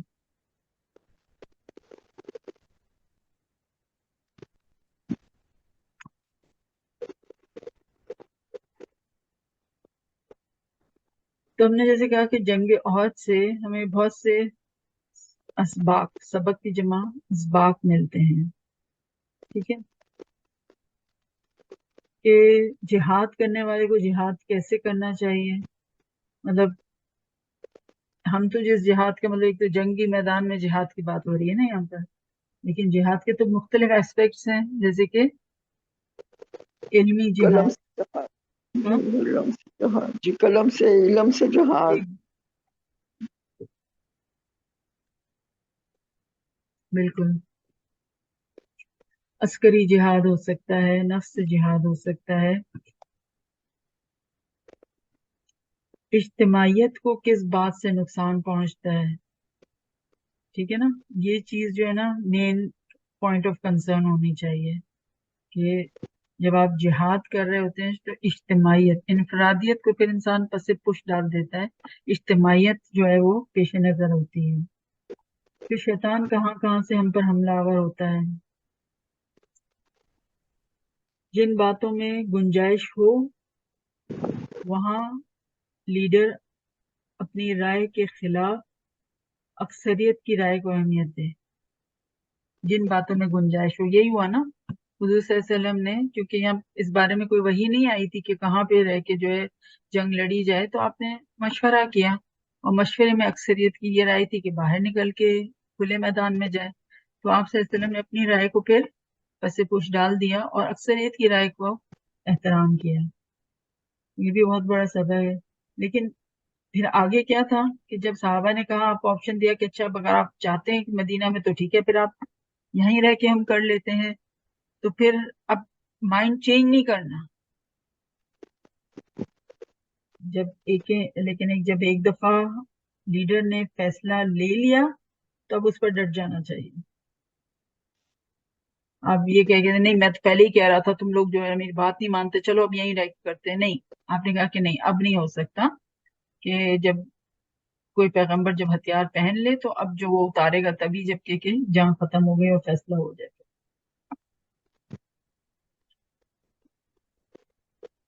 تو آپ صلی اللہ علیہ وسلم نے جب فیصلہ کر لیا تھا کہ مدینہ سے باہر نکل کر جنگ کریں گے تو پھر اسی پر ڈٹے رہے. آپ نے عبداللہ بن ام مکتوم جو ایک نابینا صحابی تھے، آپ صلی اللہ علیہ وسلم نے انہیں مدینے کا کیئر ٹیکر مقرر کیا آپ کی ایبسنس میں، اور آپ صلی اللہ علیہ وسلم روانہ ہوئے. سعد بن عبادہ اور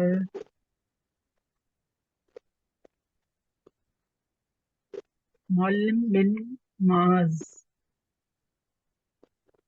رضی اللہ تعالیٰ عنہ، وہ آگے آگے زرہیں پہنے ہوئے آپ صلی اللہ علیہ وسلم کی سواری کی لگام تھامے چل رہے تھے. شیخان کے مقام پر پہنچ کر آپ صلی اللہ علیہ وسلم نے جو ہے وہ جائزہ لیا. پتہ چلا کہ لشکر کا آپ نے جب جائزہ لیا تو آپ کو پتہ چلا کہ کچھ کم عمر بچے بھی اس لشکر میں شامل ہو گئے ہیں. کم عمر بچے سے مراد کیا ہے؟ 10-11 سال کے، کہ ابھی بالغ نہیں ہوئے تھے. تو ان کو آپ صلی اللہ علیہ وسلم نے واپس بھیج دیا.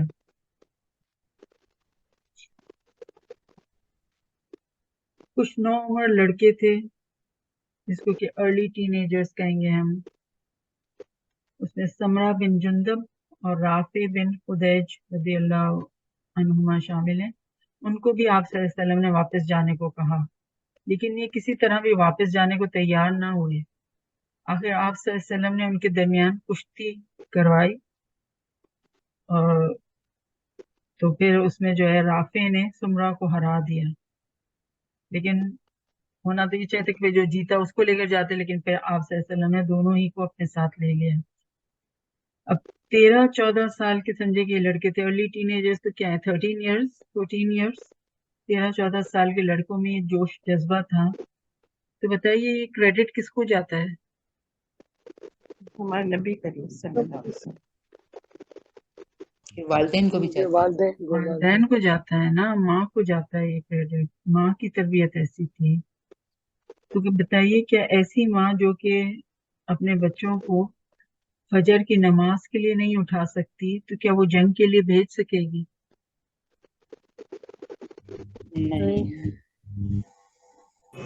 نہیں بیچ سکے گے.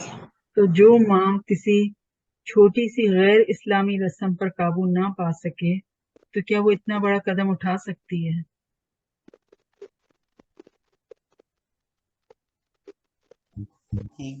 نہیں اٹھا سکتی نا. نہیں تو اٹھا واقعی سکتی. ان ماؤں پر شاباش ہے کہ جنہوں نے اپنے بچوں میں جہاد کی روح پھونکی تھی، اور شاباش ہے ان کی ہمت پر کہ کیسے پیٹھ ٹھونک کر انہوں نے بچوں کو بھیجا ہوگا. کیونکہ وہ یہ تصور نہیں کر سکتے تھے کہ اللہ کے رسول صلی اللہ علیہ وسلم تکلیفیں اٹھائیں اور ہماری اولاد گھر میں آرام سے بیٹھی رہیں۔ کچھ ماؤں کے بارے میں یہاں تک آتا ہے کہ انہوں نے اپنے بچوں کو یہ کہہ کر گھر سے نکالا تھا کہ دیکھو اب زندہ واپس نہ آنا، شہید ہو کر ہی آنا۔ بتائیں یہ کیسی دل جگر رکھنے والی مائیں ہوں گی۔ تو مسلمان عورتیں ایسی باوقار اور کانفیڈنٹ ہوتی تھیں۔ 7 شوال مقام شیخان سے آپ صلی اللہ علیہ وسلم روانہ ہوئے اور مقام شوط پہنچ کر آپ نے نماز فجر ادا کی۔ دشمن کا لشکر بالکل قریب ہی تھا، دونوں لشکر ایک دوسرے کو دیکھ رہے تھے۔ بہت نازک موقع تھا۔ اس وقت عبداللہ بن ابی اپنے 300 ساتھیوں کو لے کر واپس روانہ ہو گیا، اور اعتراض کیا تھا اس کا؟ اس نے اعتراض یہ کیا تھا کہ میرا بات مشورہ نہیں کیوں نہیں مانا، ہاں میری بات کیوں نہیں مانی گئی۔ تو یہ بھی ٹیم ورک کا ایک حصہ ہے کہ مشورہ تو سب سے مانگا جاتا ہے، لیکن ناممکن ہے کہ سبھی کی بات مانی جائے۔ تو اب پھر یہ لیڈر پر ڈیپینڈ کرتا ہے کہ وہ کس کے مشورے کو اہمیت دیتا ہے، ٹھیک ہے، کیونکہ وہ سب کے مفاد کو دیکھ رہا ہوتا ہے نا، جبکہ جو مشورہ دینے والا ہوتا ہے ہو سکتا ہے کہ وہ اپنا ہی فائدہ دیکھ رہا ہو، اور ویسے بھی منافق تو ہوتا ہی انا پرست ہے، وہ تو خدا پرست ہوتا نہیں ہے نا۔ تو 1000 کا کل لشکر تھا، اس میں سے اب 700 رہ گئے تھے۔ تو اس سے پتہ چلا کہ آپ صلی اللہ علیہ وسلم کے زمانے میں بھی 1/3 لوگ منافق تھے، اور یہ بھی پتہ چلا کہ نفاق کا اظہار عام روزمرہ زندگی میں نہیں ہوتا، ڈیلی روٹین میں نفاق کا اظہار نہیں ہوتا۔ نفاق، آزمائش میں ہوتا ہاں نفاق یہ نہیں کہ اگر کوئی روزہ نہ رکھے یا کوئی نماز نہ پڑھے، بلکہ نفاق تو انڈر سٹریس یا دباؤ پڑنے پر ظاہر ہوتا ہے۔ جیسے آپ دیکھیں نا کہ بہت سے امراض ویسے تو چھپے رہتے ہیں، لیکن جب باڈی سٹریس میں ہوتی ہے تو پھر وہ مرض ظاہر ہوتا ہے نا۔ مومن جب اللہ کی راہ میں نکلتا ہے تو اسے اپنی ذات کی فکر نہیں ہوتی، نہ ہی لوگوں کے رویے کی فکر ہوتی ہے، بلکہ وہ تو اس اطمینان اور شکر کے جذبے کے ساتھ نکلتا ہے کہ اللہ نے مجھے اپنے دین کی خدمت کرنے کا موقع دیا ہے۔ وہ اس آنر پر نازاں ہوتا ہے کہ بس دین کی خدمت کرنے کا موقع مل گیا، الحمدللہ۔ اب بھلے چاہے کام کچھ بھی اس کے سپرد کیا جائے، سمجھے کہ اگر ایک دین کی محفل کی ہی ہم بات کریں تو اس میں بھلے نہ چاہے اس کو جوتیاں سیدھی کرنے کا ہی کام کیوں نہ دے دیا جائے، جھاڑو لگانے کا کام ہی کیوں نہ ہو، ہمیں کیا پتا کہ اللہ کو کس میں زیادہ خلوص نظر آتا ہو۔ تو ٹیم ورک میں جس کی جو ذمہ داری ہو بس وہی خوش اسلوبی سے ادا کرے۔ اگر کسی کو باتھ روم دھونے کی ڈیوٹی مل جاتی ہے تو یہ نہیں ہوتا کہ پھر وہ اپنے آپ کو گھٹیا سمجھنے لگے اور جو درس دے رہا ہو وہ اپنے آپ کو اعلیٰ سمجھنے لگے، نہیں، اللہ کی نظر میں اعلیٰ اور گھٹیا تو صرف نیتوں کی وجہ سے ہوں گے نا۔ کیا معیار ہے اللہ کے پاس اعلیٰ اور گھٹیا ہونے کا؟ اخلاص، تقویٰ ہے نا۔ تقویٰ کیا ہے؟ خدا خوفی، پرہیزگاری۔ کس میں کتنی خدا خوفی ہے یہ آپ کو کیا پتا؟ اللہ کو پتا ہے۔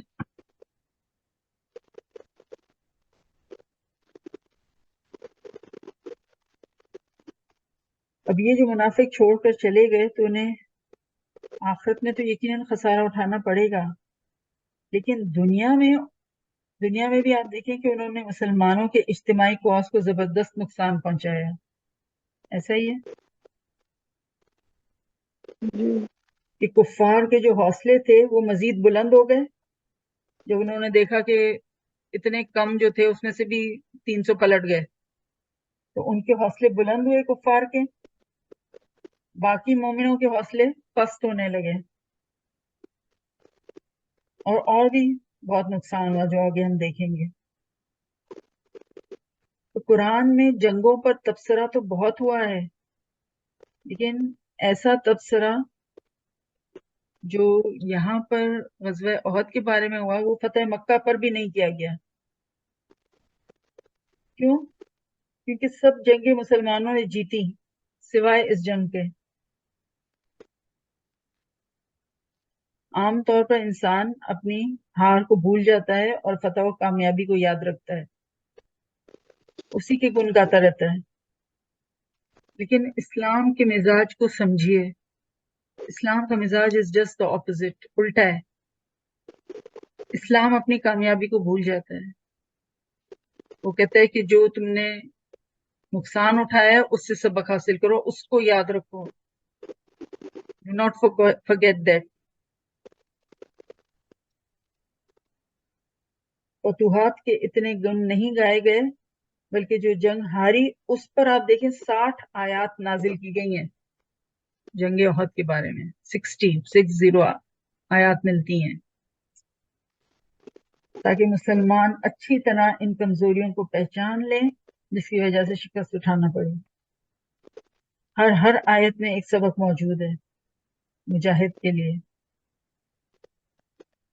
अब जो मुजाहिद नहीं है, जो अपने आप को मुजाहिद की कैटेगरी में नहीं रखता, तो उसके लिए फिर जंग ओहद के वाक़े में कोई सबक ही मौजूद नहीं है।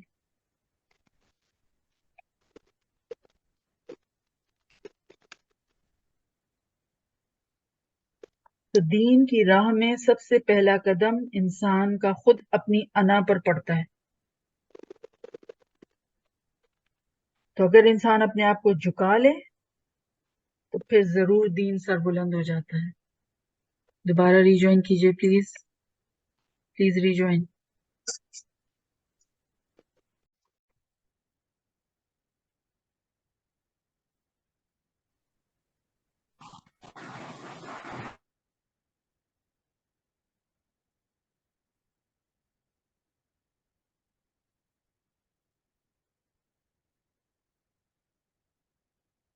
ये सूरह आल इमरान आयत नंबर 122 की हम बात कर रहे हैं। इज़ हम्मत तवाइफतानी, हम्मत, हाँ मीम मीम रूट वर्ड है।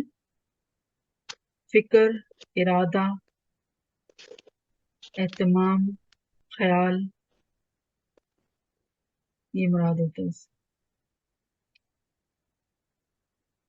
तफशला, तफशला फा शीन लाम, कमजोरी, बुज़दिली।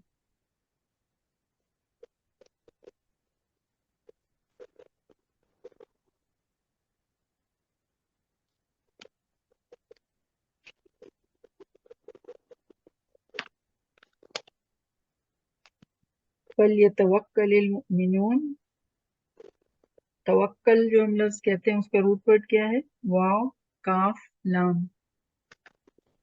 वाव काफ लाम मीन्स अपना मामला किसी और के सुपुर्द कर देना।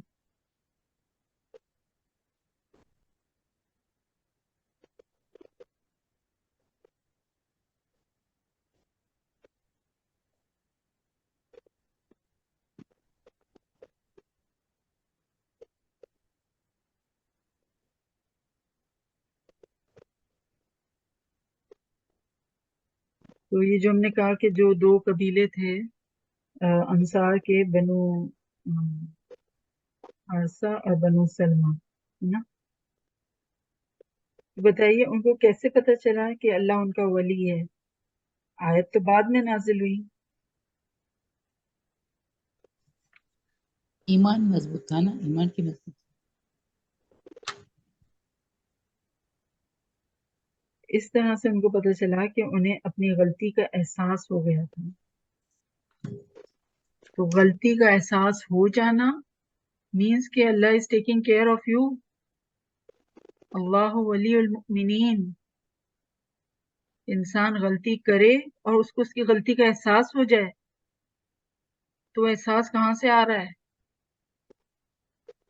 अल्लाह की तरफ से आ रहा है ना। तो इस तरह से उनको पता चला। फिर ये आयत नाजिल हुई कि अल्लाह वलीहुमा।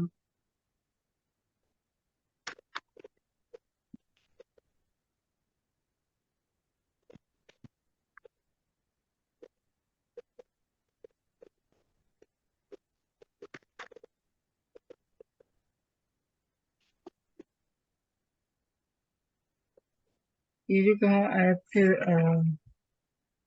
123 में, फत्तकुल्लाह लअल्लकुम तशकुरून, तो तकवा करो अल्लाह से ताकि तुम शुक्रगुजार हो। तो किस बात पर शुक्रगुजार होना है? इस बात पर कि अल्लाह ने तुम्हें अपनी राह में निकलने की तौफीक दी।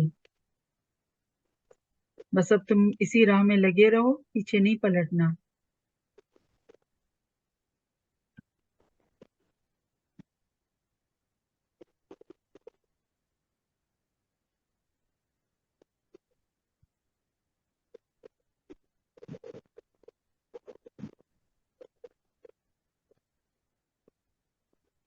फिर यहाँ पे जो है कि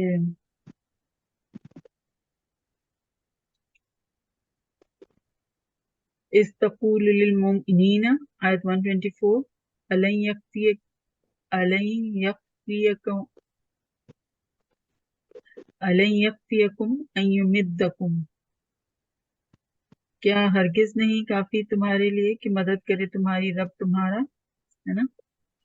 जब आप कह रहे थे मोमिनों से, तो अल्लाह मदद करे तुम्हारी, उसके लिए क्या करना होगा हमें? कि अल्लाह हमारी मदद करे, इसके लिए हमें कुछ अपनी तरफ से करना पड़ेगा, या हाथ पे हाथ रखे रहे और अल्लाह की मदद आ जाएगी? हमें कोशिश करनी चाहिए। कोशिश कोशिश। हाँ, तो बिल्कुल ऐसा ही है कि होता है ना कि आप लिखें नंबर 1, तो वो एक है, ठीक है। उस 1 के आगे अगर आप 0 लगा दें तो अब क्या बन गया? Yes, 10 हो गया। अब उसके आगे एक और 0 लगा दें, 100, फिर एक और 1000, 1000 से आगे हमारी गिनती जाती है, एक और 0 लगा दें, फिर this is at 10,000. 10,000, है ना। तो बस अब आप 0 लगाते जाएं, वो बढ़ता जा रहा है ना। तो यही समझाना था आपको कि ये जो नंबर 1 है ना, ये एक लगाना हमारा काम है, आगे 0 लगाना अल्लाह के जिम्मे है। आगे अजर जो बढ़ेगा ना, वो उस तरह से अल्लाह की मदद जो है ना, वो एक्सपोनेंशियल रेट पर बढ़ती है।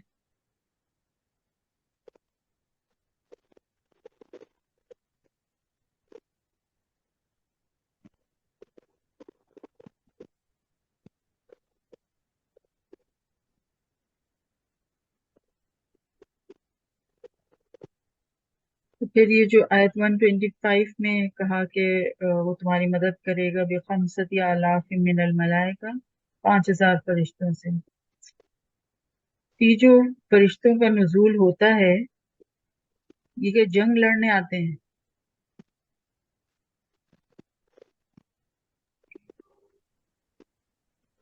हौसला बढ़ाती है, मदद करती है। हाँ, ये better जंग experience. ये जंग में हिस्सा लेने आते हैं, मोमिनों की मदद को आते हैं, ठीक है। लेकिन जंग जीतना उनका काम नहीं होता, ये अल्लाह की मर्जी के खिलाफ है। अल्लाह चाहता है कि जंग की कामयाबी इस्लाम की सरबुलंदी का सेहरा मुसलमानों यानी इंसानों के सरों पर रहना चाहिए, वरना तो फिर सारे काम फरिश्ते ही आके कर लेते ना, मुसलमान तो बैठे रहते अपने घरों में, करना ही क्या था। तो ये सिर्फ मुसलमानों की हिम्मत बढ़ाने के लिए, हौसला देने के लिए फरिश्तों का नुज़ूल होता है, ठीक है। मुसव्विमीन 125 में ना, मिनल मलाइकति मुसव्विमीन, मतलब निशान लगाने वाले, या रूट वर्ड इसका क्या होगा? सीन वाव मीम, इसम इसी से है। ऐसा निशान जो दूसरों से इम्तियाज करे, दूसरों से फर्क कर सके। तो फरमाया 126 में, वमा जअलहु अल्लाहु इल्ला बुशरा लकुम, और नहीं बनाया उसको अल्लाह ने मगर खुशखबरी तुम्हारे लिए। उसको किसको? जअलहु, फरिश्तों की तादाद को, ठीक है।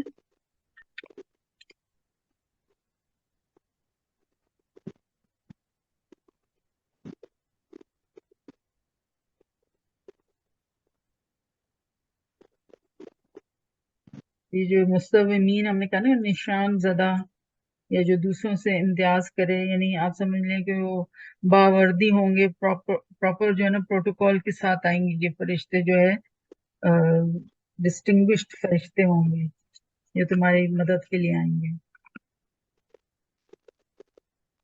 وَلِتَطْمَئِنَّ قُلُوبُكُمْ، حوصلہ بلند کرنے کے لیے، مورال ہائی کرنے کے لیے. ٹھیک ہے، جنگ تو مسلمان ہی لڑیں گے، فرشتے نہیں لڑیں گے.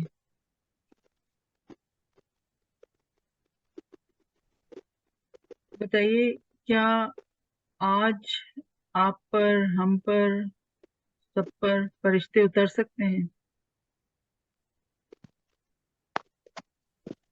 بالکل اتر سکتے ہیں مدد اگر کے لیے. ہمارے اعمال ایسے ہوں تو پھر اتر ہاں سکتے ہیں. اور وہ اعمال کیسے ہونے چاہیے؟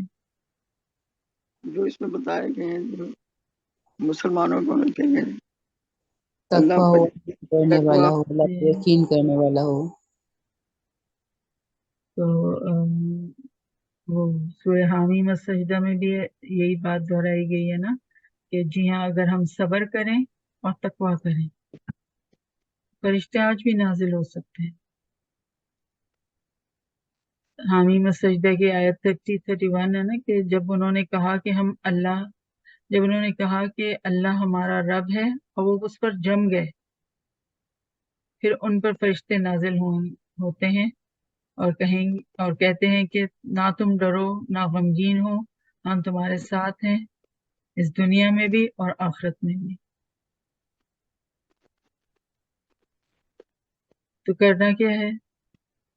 اللہ کو رب ماننا ہے، سمجھنا ہے اور پھر اس پر جم جانا.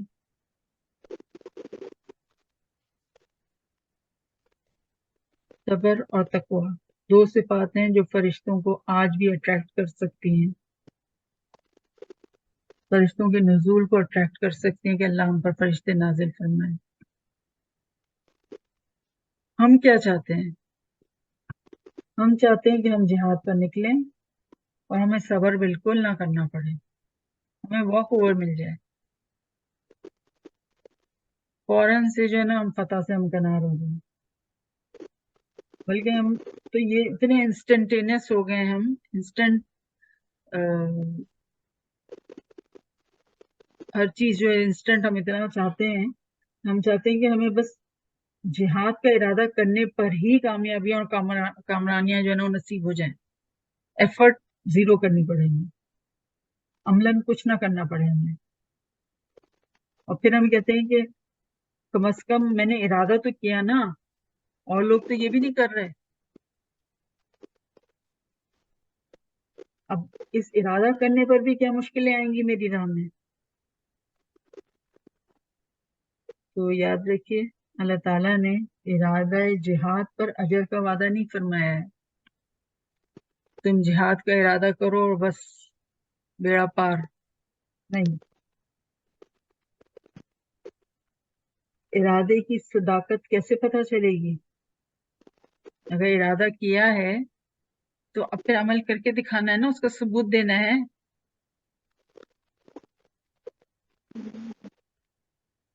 تو ارادے کی صداقت کیسے پتہ چلے گی؟ جبکہ مشکلات آئیں گی اور پھر بھی صبر کا دامن تھامے رکھیں گے اور جہاد کا کام جاری رکھیں گے.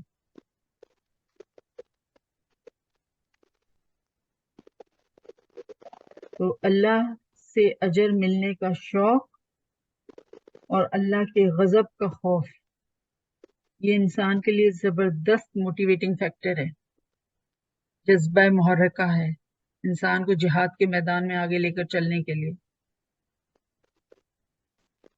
اللہ سے اجر ملنے کا شوق اور اللہ کے غضب کا خوف.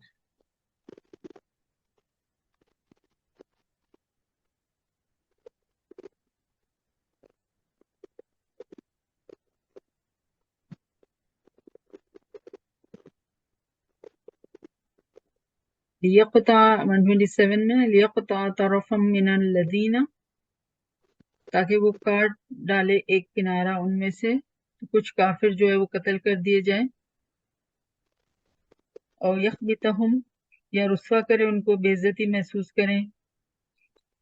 फ़यनक़लिबू ख़ाइबीन, तो वो लौट जाए नाकाम होने वाले हैं।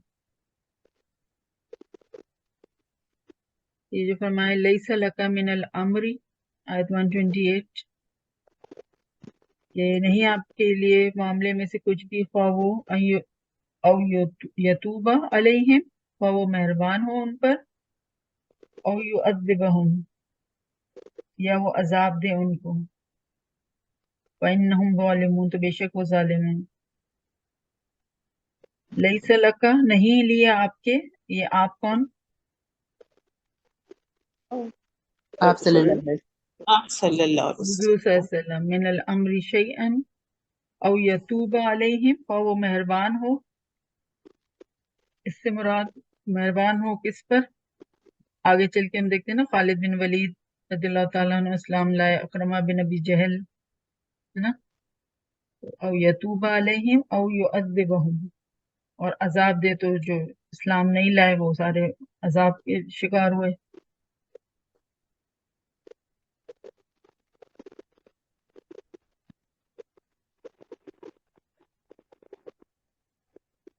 तो आप देखें, इससे यहाँ से ये बात हमारे लिए और ज्यादा क्लियर हो जाती है कि आप सल्लल्लाहु अलैहि वसल्लम के पास, आप सल्लल्लाहु अलैहि वसल्लम आलिमुल गैब नहीं थे। आपको गैब का इल्म नहीं था कि आगे चल के जो है खालिद बिन वलीद जो है वो ईमान लाने वाले हैं, वरना आप सल्लल्लाहु अलैहि वसल्लम तो उनके लिए बद्दुआ ना करते ना।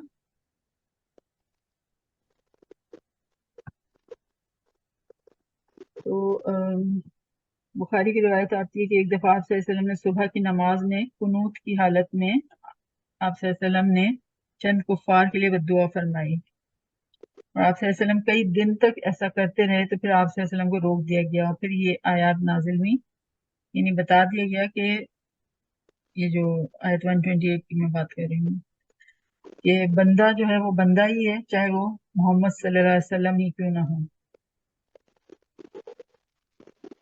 ये बंदा कितनी ही तरक्की क्यों ना कर ले, वो बंदा ही रहता है, और अल्लाह ताला चाहे पहले आसमान पर भी उतर आए, वो अल्लाह ताला ही रहता है। अल्लाह ताला ने हमारे पर्सपेक्टिव, हमारे अकायद को जो है किस तरह दुरुस्त किया है कि कहीं रसूल सल्लल्लाहु अलैहि वसल्लम की अजमत बढ़ाकर उसे अल्लाह ताला के दर्जे तक ना पहुंचा दो। ठीक है,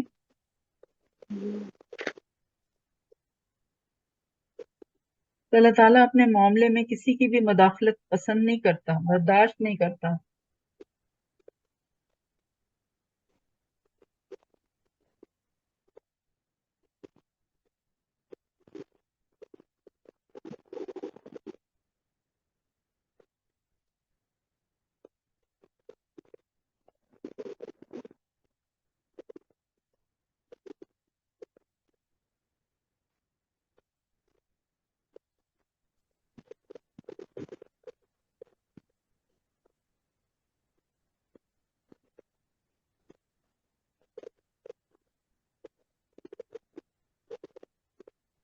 तो अल्लाह ताला जो है अपने मामलात में किसी भी किस्म की मदाखलत पसंद नहीं करता, बल्कि बर्दाश्त नहीं करता, भले चाहे वो नबी सल्लल्लाहु अलैहि वसल्लम की ही जात क्यों ना हो।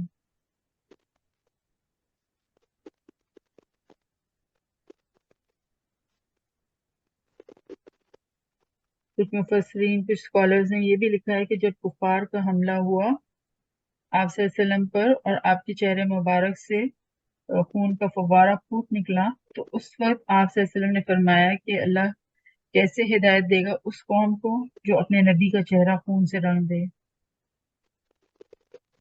मतलब आप देखें कि तकलीफ की शिद्दत और मौके, जिस मौके की मुनासबत से बेख्तियार आपके मुंह से ये बात निकल गई, लेकिन इस पर भी पकड़ आ गई कि नहीं, आप सल्लल्लाहु अलैहि वसल्लम ऐसा नहीं कह सकते।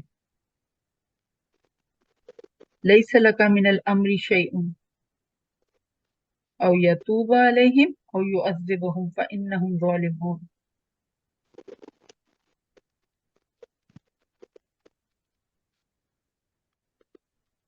जैसे हमने पहले देखा था कि जंग शुरू होने से पहले अबू सुफियान ने तो चाहा था ना कि आपस में मुसलमानों के लश्कर में फूट दिलवा दे, ना।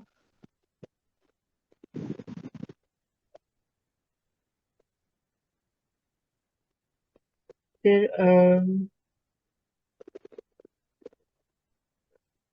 درے پر جو 50 تیر اندازوں کو بٹھایا تھا، انہوں نے 3 حملے روکے۔ کافروں کا جو گھوڑ سوار دستہ تھا، اس کی کمانڈ ہم نے کہا نا خالد بن ولید اور اکرمہ بن ابی جہل کے ہاتھ میں تھی۔ وہ جانتے تھے کہ مسلمانوں کا یہ ویک پوائنٹ یہی ہے، تو کسی طرح یہاں پر حملہ کارگر ہو جائے تو پھر مسلمانوں پر قابو پانا آسان ہو جائے گا۔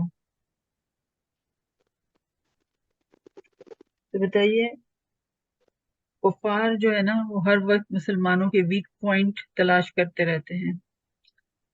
آج مسلمانوں کا ویک پوائنٹ کیا ہے؟ جہاں پر کہ کفار بار بار حملہ کر کے مسلمانوں میں انتشار پیدا کرنا چاہتے ہیں۔ یونٹی نہیں ہے نا اس میں آپس۔ اچھا، اور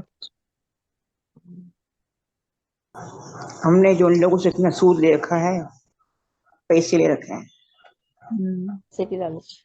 اور ہوتا ہے سب سے بڑا تو ملک کیا ہے؟ جہاد سے چلانے ڈرتے ہیں، جہاد کرنا چھوڑ دیا۔ نسیمہ آپ نے کیا بتایا؟ میں نے کہ عہدہ لینے کے لیے اپنے آپ کو پریزیڈنٹ بنانے کے لیے انہیں کی اس پہ خواہش پر ہی تو آ رہے ہیں سب مسلمان ممالک میں۔ آج کیا ہو رہا ہے؟ صحیح ہے یہ، لیکن جو ویکسٹ پوائنٹ ہے نا مسلمانوں کا، وہ ہے عورت۔ آج کے کفار نے عورتوں کو ٹارگٹ کیا، مسلمان عورتوں کو ٹارگٹ کیا ہے۔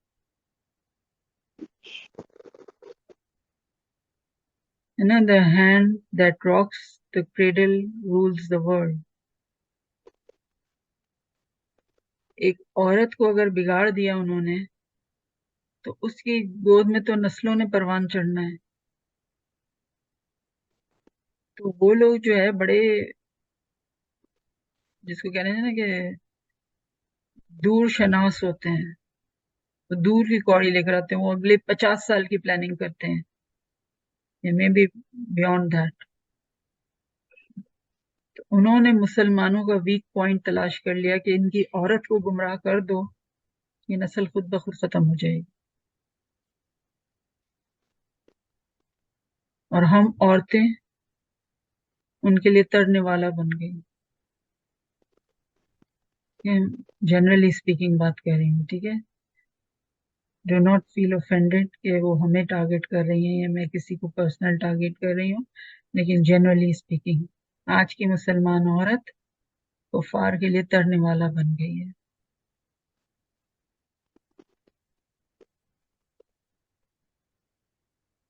اسلام نے عورت کو پروٹیکشن دیا ہے۔ انہوں نے عورت کو کہا کہ ہیومن ایکویلٹی کے نام پر، انسانی مساوات کے نام پر انہوں نے آج کی عورت کو آزاد کر دیا۔ مطلب جو اسلام کی باؤنڈریز ہیں اس سے باہر نکال دیا۔ اسلام تو چادر اور چار دیواری کی بات کرتا ہے، اس میں عورت کو قید کرتا ہے، کیونکہ اسلام عورت کے مفاد کی بات کرتا ہے، عورت کو ہر طرح سے پروٹیکشن دیتا ہے۔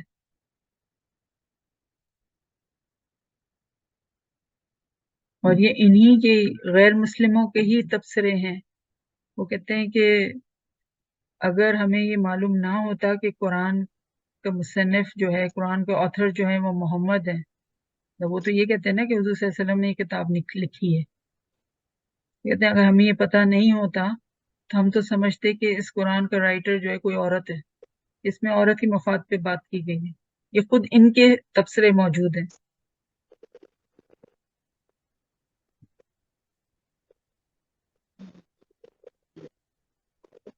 The most vulnerable point جو کفار نے تلاش کیا ہے وہ یہ کہ مسلم عورت کو ویک کر دو،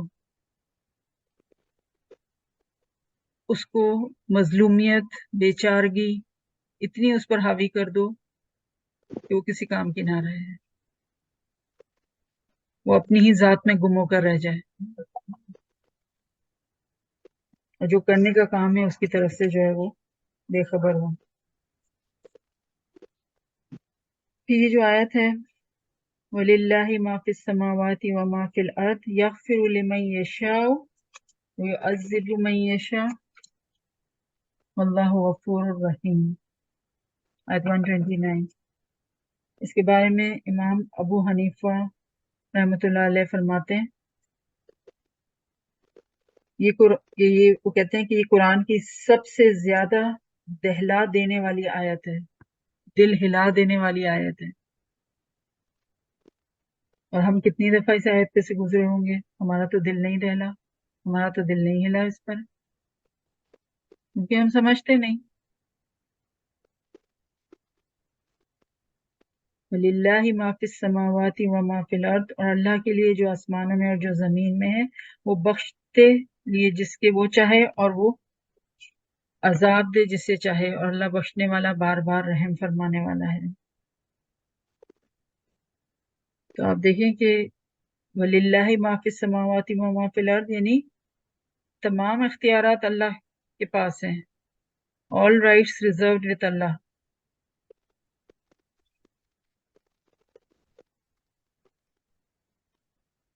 ملک بھی اس کا، مالک بھی وہی ہے.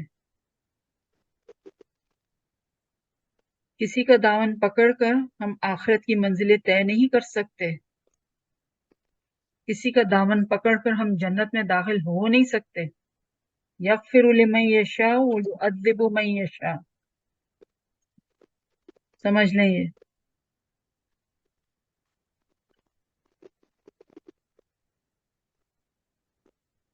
اور کیوں وہ کہتے ہیں کہ یہ دہلا دینے والی آیت ہے یا دل ہلا دینے والی آیت ہے؟ کیونکہ اس میں انسان کو اللہ کی بے پناہ طاقت کے آگے اپنی بے بسی کا شدت سے احساس ہوتا ہے.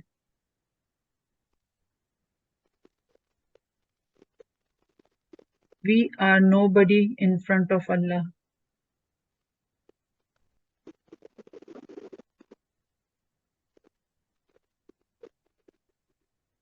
آج تو ہم اشعار سنتے ہیں اس طرح کے کہ خدا جو پکڑے چھڑا لے محمد، محمد کا پکڑا چھڑا کوئی نہیں سکتا. نعوذ باللہ. اس طرح کے جتنے بھی اشعار ہیں، بگڑی بنا دو میری، آگے کچھ بھی آپ لگا دیں، ان سب اشعار کے لیے قرآن کی ایک آیت کافی ہے. یغفر لمن یشاء ویعذب من یشاء واللہ غفور رحیم.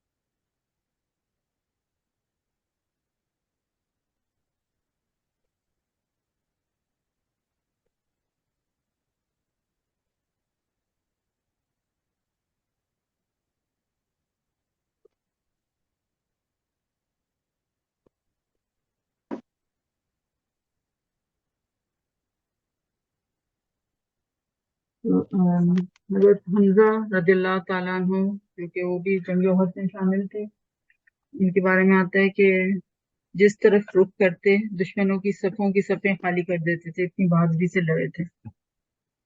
اسی جنگ میں ان کو شہادت نصیب ہوئی. حبشی غلام تھا وحشی بن حرب، اس نے نیزہ مار کر جو ہے حضرت حمزہ رضی اللہ تعالیٰ عنہ کو شہید کر دیا. اور جو آپ صلی اللہ علیہ وسلم اپنا خواب نہیں بتا رہے تھے کہ ان کے گھر کا ایک فرش شہید ہوگا، انہوں نے کہا کہ میری جو تلوار ہے اس میں کچھ شکستگی نظر آئی. तो वो ये था उनके घर का फर्ज, यानी कि आपके चचा थे हजरत हमजा रज़ियल्लाहु ताला अन्हु, उनको शहीद कर दिया गया। अब मुसलमान जंग जीत चुके थे। इतने में दर्रे पर जो मुसलमान थे तकरीबन उसमें से 50 के करीब थे, 35-40 जो थे वो तीरंदाजों ने अपने मोर्चे छोड़ दिए। हालांकि उनके कमांडर जो थे अब्दुल्ला बिन जुबैर रज़ियल्लाहु ताला अन्हु उन्हें रोकते रहे, मगर उन्होंने बात ना मानी। फतह और माल गनीमत दोनों ही में कशिश है ना।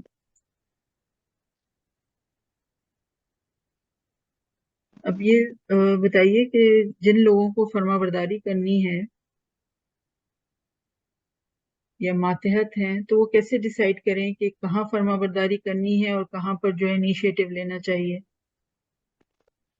इस पर भी आजकल बहुत जोर दिया जा रहा है ना।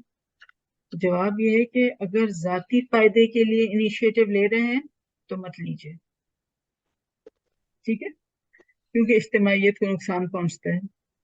अगर सूरत हाल ऐसी हो कि इंसान देखे कि अगर मैंने फर्माबरदारी की तो इज्तिमाइयत को नुकसान पहुंचेगा, तो फिर इनिशिएटिव लेने की जरूरत है। तो हर हाल में इस्लाम के कॉज को प्रोटेक्ट करना है, हालात और हिकमत के तहत फैसला करना पड़ेगा। तो खालिद बिन वलीद की अफ़ावी निगाहों ने देख लिया कि दर्रा खाली है, और उन्होंने पहाड़ का पूरा चक्कर काट कर दर्रे पर हमला किया पीछे से। अब मुसलमान जो है वो बीच में सैंडविच बनकर रह गए। बहुत कंफ्यूजन, खलबली फैल गई। हुजूर सल्लल्लाहु अलैहि वसल्लम के साथ सिर्फ 9 सहाबा रह गए थे। अब आप सल्लल्लाहु अलैहि वसल्लम के पास चॉइस थी कि अपनी जान बचाने के लिए कहीं जाकर छुप जाते और बाकी लश्कर को अल्लाह तवक्कुल छोड़ देते, लेकिन आप सल्लल्लाहु अलैहि वसल्लम ने उसे पसंद ना फरमाया और बहुत ज्यादा बहादुरी और बेहतरीन लीडरशिप क्वालिटीज का मुजाहरा किया। अब सूरत हाल ऐसी थी कि अगर आप सल्लल्लाहु अलैहि वसल्लम सहाबा को पुकारते तो दुश्मन पहले सुन लेते, वो ज्यादा करीब थे। फिर भी आप सल्लल्लाहु अलैहि वसल्लम ने सहाबा को पुकारा कि ए अल्लाह के बंदो मेरी तरफ आओ। ये सुनकर कुछ लोग पलट आए। अब कुछ सहाबा, समझे कि ये जमात थी आपके पास, मतलब कुछ सहाबा की जमात थी आपके पास। कंफ्यूजन की वजह से कुछ सहाबा जो है पलट कर मदीना वापस चले गए, ये दूसरा ग्रुप था। इसके अलावा दो मुसलमानों के ग्रुप आपस ही में गुत्थम गुत्ता हो गए। अब उस जमाने में यूनिफॉर्म तो होते नहीं थे ना, ये शनाख्त हो सकती, ना जबान का फर्क था ना कल्चर का फर्क था। तो ऐसा हुआ कि मुसलमानों के हाथों मुसलमान कत्ल हुए। इसी बेचैनी के आलम में हुजूर सल्लल्लाहु अलैहि वसल्लम के शहीद होने की अफवाह फैल गई। इस पर मुसलमानों ने सोचा कि जब आप सल्लल्लाहु अलैहि वसल्लम ही ना रहे तो फिर हम लड़कर क्या करेंगे। कुछ देर बाद अनस बिन नजर रदियल्लाहु ताला अन्हु वहां से गुजरे और कहा कि उठो, जिस बात पर रसूलुल्लाह सल्लल्लाहु अलैहि वसल्लम ने जान दे दी, तुम भी उस पर जान दे दो। लीडर ना रहे तो क्या काम करना छोड़ दोगे। एक लीडर की जात से मोहब्बत के तहत यहाँ आए थे। तो कभी भी किसी शख्सियत के बारे में ये ना कहिए कि अगर वो ना होते तो दीन का काम नहीं हो सकता था। ये तो अल्लाह का टाइम टेबल है, अल्लाह नोज द बेस्ट कि किससे कौन सा काम लेना है। इसके बाद अनस बिन नजर रदियल्लाहु ताला अन्हु जंग में मसरूफ हो गए, और जब उनकी लाश मिली तो 80 से जायद जख्म थे जिस्म पर उनके। और उनकी बहन ने जो है ना उंगलियों की पोरों से अपने भाई को पहचाना, यानी कि जो फिंगर टिप्स थी उससे पहचाना, वही चीज साबित बची थी, बाकी तो कुछ नहीं। साबित बिन दाहदा रदियल्लाहु ताला अन्हु ने फरमाया कि हुजूर सल्लल्लाहु अलैहि वसल्लम ना रहे तो तुम तो दीन की सरबुलंदी का के लिए काम करो। फिर वो भी जंग लड़ने में मसरूफ हो गए और खालिद बिन वलीद के नेज़े ही से शहीद हो गए। अब मुसलमानों को पता चला कि आप सल्लल्लाहु अलैहि वसल्लम तो शहीद नहीं हुए। उस वक्त आप सल्लल्लाहु अलैहि वसल्लम के पास 7 अंसारी और 2 मुहाजिर सहाबा मौजूद थे। सातों अंसारी सहाबी एक एक करके शहीद हो गए। आखिरी सहाबी हजरत अम्मारा रदियल्लाहु ताला अन्हु शहीद किए गए। ऐसे में इतने में एक और कफ्फार की जमात जो है ना सर पर पहुंच गई और ताबड़तोड़ हमले कर रहे थे कि किसी तरह आप सल्लल्लाहु अलैहि वसल्लम को शहीद कर दें। इतने में उतबा बिन अबी वकास ने पत्थर मारा, जिसकी वजह से आप सल्लल्लाहु अलैहि वसल्लम गिर गए और आपका दांत जो है वो शहीद हुआ। अब्दुल्ला बिन कमा ने आप सल्लल्लाहु अलैहि वसल्लम के कंधे पर इस जोर से वार किया और एक और वार ऐसा किया कि आपका जो आर्मर था, सर पर हेलमेट की तरह से जो आपने पहना हुआ था, उसकी कड़ियां जो है आपकी चीक बोन में, आपकी गाल में पेवस्त हो गई।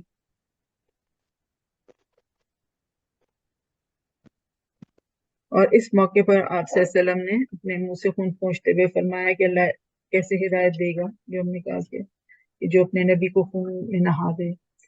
तो उस पर ये आयत नाजिल हुई और उसके जवाब में आप सल्लल्लाहु अलैहि वसल्लम ने फरमाया कि अल्लाह तो मेरी कौम को बख्श दे, बेशक ये वो लोग हैं कि जिन्हें इल्म नहीं कि वो क्या कर रहे हैं। अब आप देखें, उतबा बिन अबी वकास जो थे, उन्होंने पत्थर मारा था और आप सल्लल्लाहु अलैहि वसल्लम के पास जो सहाबी थे वो साद बिन अबी वकास, जो कि अशरे मुबशरा हैं, यानी ये दोनों भाई थे, यानी एक भाई इधर दूसरा भाई उधर था। तो हम उन जंगों की हकीकत को समझ नहीं सकते। तो हमारा जिहाद जो किस लेवल का है, और उस पर भी हमारा रोना है कि भाई बेचारगी का आलम, फलां ये करने नहीं देता, टाइम नहीं मिलता। मतलब आप देखें तो सही, हमारे बहाने जो है वो क्या मायने रखते हैं। हजरत तलहा रदियल्लाहु ताला अन्हु वो भी आपका दफा कर रहे थे, बेहतरीन तीर अंदाज से। उनकी 3 कमानें टूट गई, तो सोचिए कि कितने तीर चलाए होंगे उन्होंने। साद बिन नबी वकास के लिए आप सल्लल्लाहु अलैहि वसल्लम ने अपने सारे तीर बिखेर दिया, फरमाया कि साद तीर चलाओ, तुम पर मेरे माँ बाप कुर्बान। ये अल्फाज आप सल्लल्लाहु अलैहि वसल्लम ने किसी सहाबी के लिए नहीं फरमाए थे। हजरत तलहा रदियल्लाहु ताला अन्हु के बारे में आता है कि वो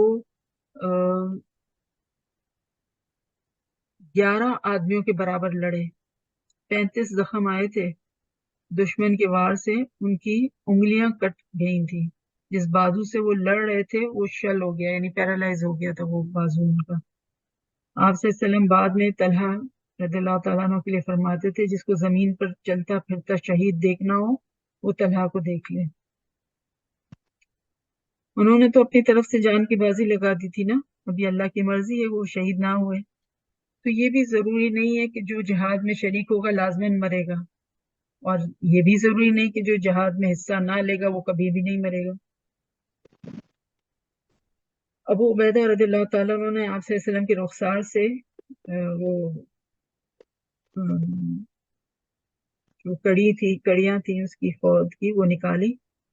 तो पहले एक दांत गिरा, फिर दूसरा दांत गिरा। अबू दुजाना रदियल्लाहु ताला अन्हु रसूलुल्लाह सल्लल्लाहु अलैहि वसल्लम के आगे ऐसे खड़े हो गए कि उनकी पीठ दुश्मन की तरफ थी, सारे तीर सहते रहे। आप सल्लल्लाहु अलैहि वसल्लम अगर सर उठाते तो वो कहते कि या रसूलल्लाह, मेरे माँ बाप आप पर कुर्बान, आप सर ना उठाइए, कहीं कोई तीर आपको कहीं कोई तीर आपको लग ना जाए। अब ये खबर मदीने पहुंची तो वहां से खवातीन भी जो है उमट के मैदान, वहां से जो उमट के आ गई और ओहद के मैदान में पहुंच गई। अभी जो है वो पर्दे के अहकामात तो नाजिल नहीं हुए थे ना। उम्मे अम्मारा आई और वो हुजूर सल्लल्लाहु अलैहि वसल्लम के चारों तरफ फिरती थी और आपका दिफा करती थी। उन्हें 12 जख्म आए। आज की मुसलमान औरत आप देखें, छिपकली से और चूहे से और लाल बेग से ही डर कर कुर्सी पर चढ़कर बैठ जाती है, तो फिर जिहाद कैसे होगा। औरतों को भी लाजमी मिलिट्री ट्रेनिंग देनी चाहिए ताकि वो वक्त पड़ने पर अपना और दीन का दिफा कर सकें। हजरत उम्मे सुलैम और हजरत आयशा रदियल्लाहु ताला अन्हु जख्मियों को पानी पिलाती थी, और आप सल्लम का जख्म धोने के लिए हजरत अली रदियल्लाहु ताला अन्हु एक ढाल में पानी लेकर आए, और हजरत फातिमा रदियल्लाहु ताला अन्हा जो है वो आपका जख्म धोती जाती थी।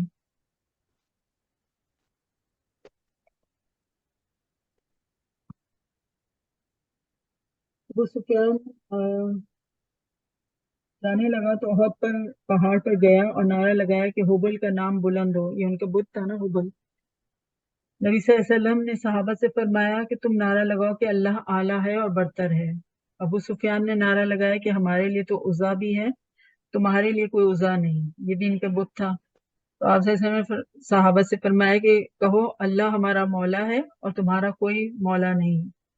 इसके बाद अबू सुफियान ने कहा कि आज का दिन बदर का बदला है। हज़रत उमर रज़ियल्लाहु ताला अन्हु ने फरमाया कि आज का दिन बराबर नहीं है, क्योंकि हमारे मकतूल जन्नत में हैं और तुम्हारे मकतूल जहन्नम में हैं। तो अनब्रेकेबल स्पिरिट का मुजाहरा किया मुसलमानों ने। मतलब ये नहीं था कि डिप्रेस हो गए और मातम कर रहे थे। और अनब्रेकेबल स्पिरिट कैसे आती है? यकीन, ईमान और तकवा से पैदा होती है। दोबारा रीजन कीजिए प्लीज।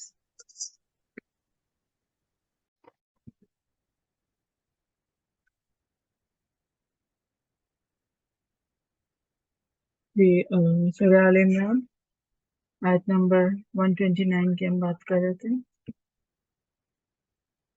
कुछ साहबा ने अपने शोहदा को मदीने में मुंतकिल कर दिया था, लेकिन आप सल्लल्लाहु अलैहि वसल्लम ने हुक्म दिया कि शोहदा को शहादत गाह ही में दफन किया जाए। उनके हथियार उतारे गए और बगैर गुस्ल दिए उन्हें दफन किया गया।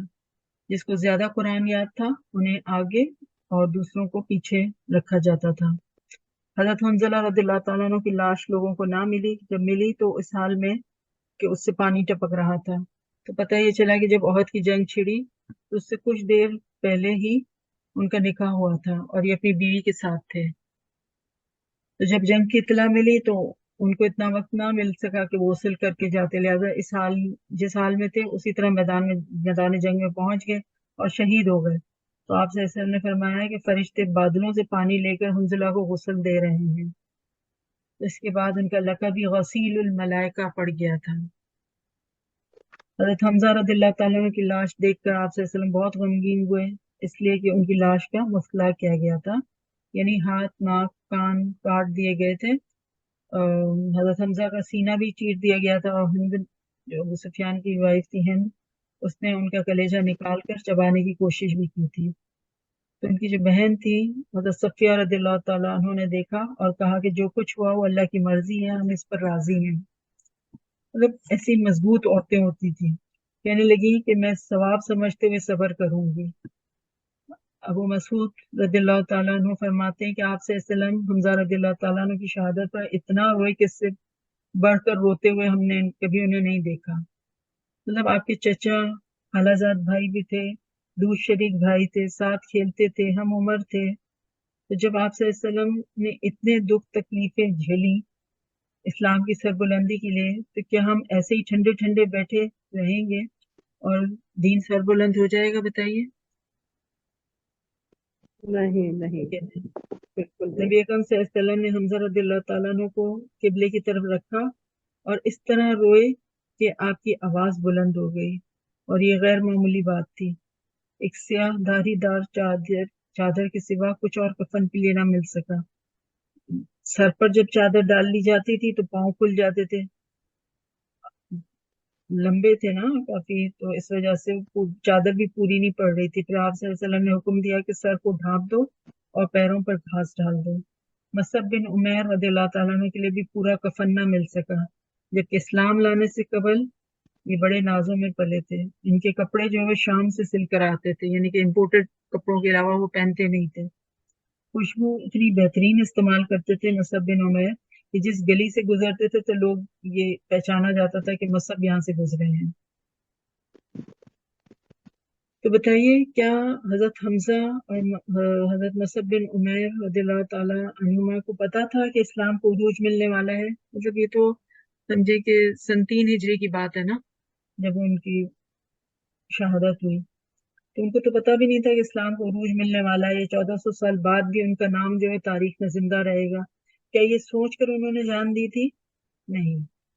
वो रिजल्ट ओरिएंटेड नहीं थे, बल्कि एफर्ट ओरिएंटेड थे। पहले बैठ कर सोच कर प्लान करके नहीं आते थे। बस उनके नजदीक क्या होता था कि मैं अपनी सी कोशिश कर डालूं, मैं काम में आ जाऊं दीन के काम के लिए, बस दैट्स इट। शोहदा को दफनाने के बाद आप सल्लल्लाहु अलैहि वसल्लम ने सहाबा की सफ़ें बनवाई और अल्लाह की हम्द सना की। आप सल्लल्लाहु अलैहि वसल्लम मदीना रवाना हुए। रास्ते में हमना बिन्त जहश मिली, उनको उनके भाई फिर मामू की शहादत की खबर सुनाई गई तो उन्होंने इन्ना लिल्लाहि व इन्ना इलैहि राजिऊन पढ़ लिया। फिर उनके शौहर मसअब बिन उमैर की शहादत की खबर सुनाई गई तो वो रोने लगी। तो इस पर रसूलुल्लाह सल्लल्लाहु अलैहि वसल्लम ने कहा कि औरत के लिए उसका शौहर खास मकाम रखता है। इसके बाद एक और खातून आई, उन्हें भी बताया गया कि उनका शौहर शहीद हो गया है, वालिद भाई उनकी शहादत की, लेकिन वो हर बार यही पूछती थी कि रसूलुल्लाह कैसे हैं। जब उनकी आप सल्लम पर नजर पड़ी तो कहने लगी कि आपके बाद तो हर मुश्किल आसान है, यानी अल्लाह ने आपको सलामत रखा, यही हमारे लिए काफी है। तो अल्लाह से दुआ करें कि अल्लाह ऐसे ही रसूल सल्लल्लाहु अलैहि वसल्लम की मोहब्बत से हमारे दिल भी भर दे, क्योंकि फिर इसके बाद कोई मुश्किल नहीं रहती ना। जब अल्लाह और रसूल की मोहब्बत दिल में घर कर जाए तो फिर हर मुश्किल आसान है। वमा अलैना इल्लल बलाग। सुब्हानकल्लाहुम्मा व बिहम्दिका नशहदु अन ला इलाहा इल्ला अंता नस्तगफिरुका व नतूबु इलैक। सुब्हान रब्बिका रब्बिल इज्जति अम्मा यसिफून व सलामुन अलल मुरसलीन वल्हम्दुलिल्लाहि रब्बिल आलमीन। जज़ाकुमुल्लाहु खैरन कसीरा। अस्सलामु अलैकुम व रहमतुल्लाहि व बरकातुहू। वही वालेकुम सलाम व रहमतुल्लाहि व बरकातहू।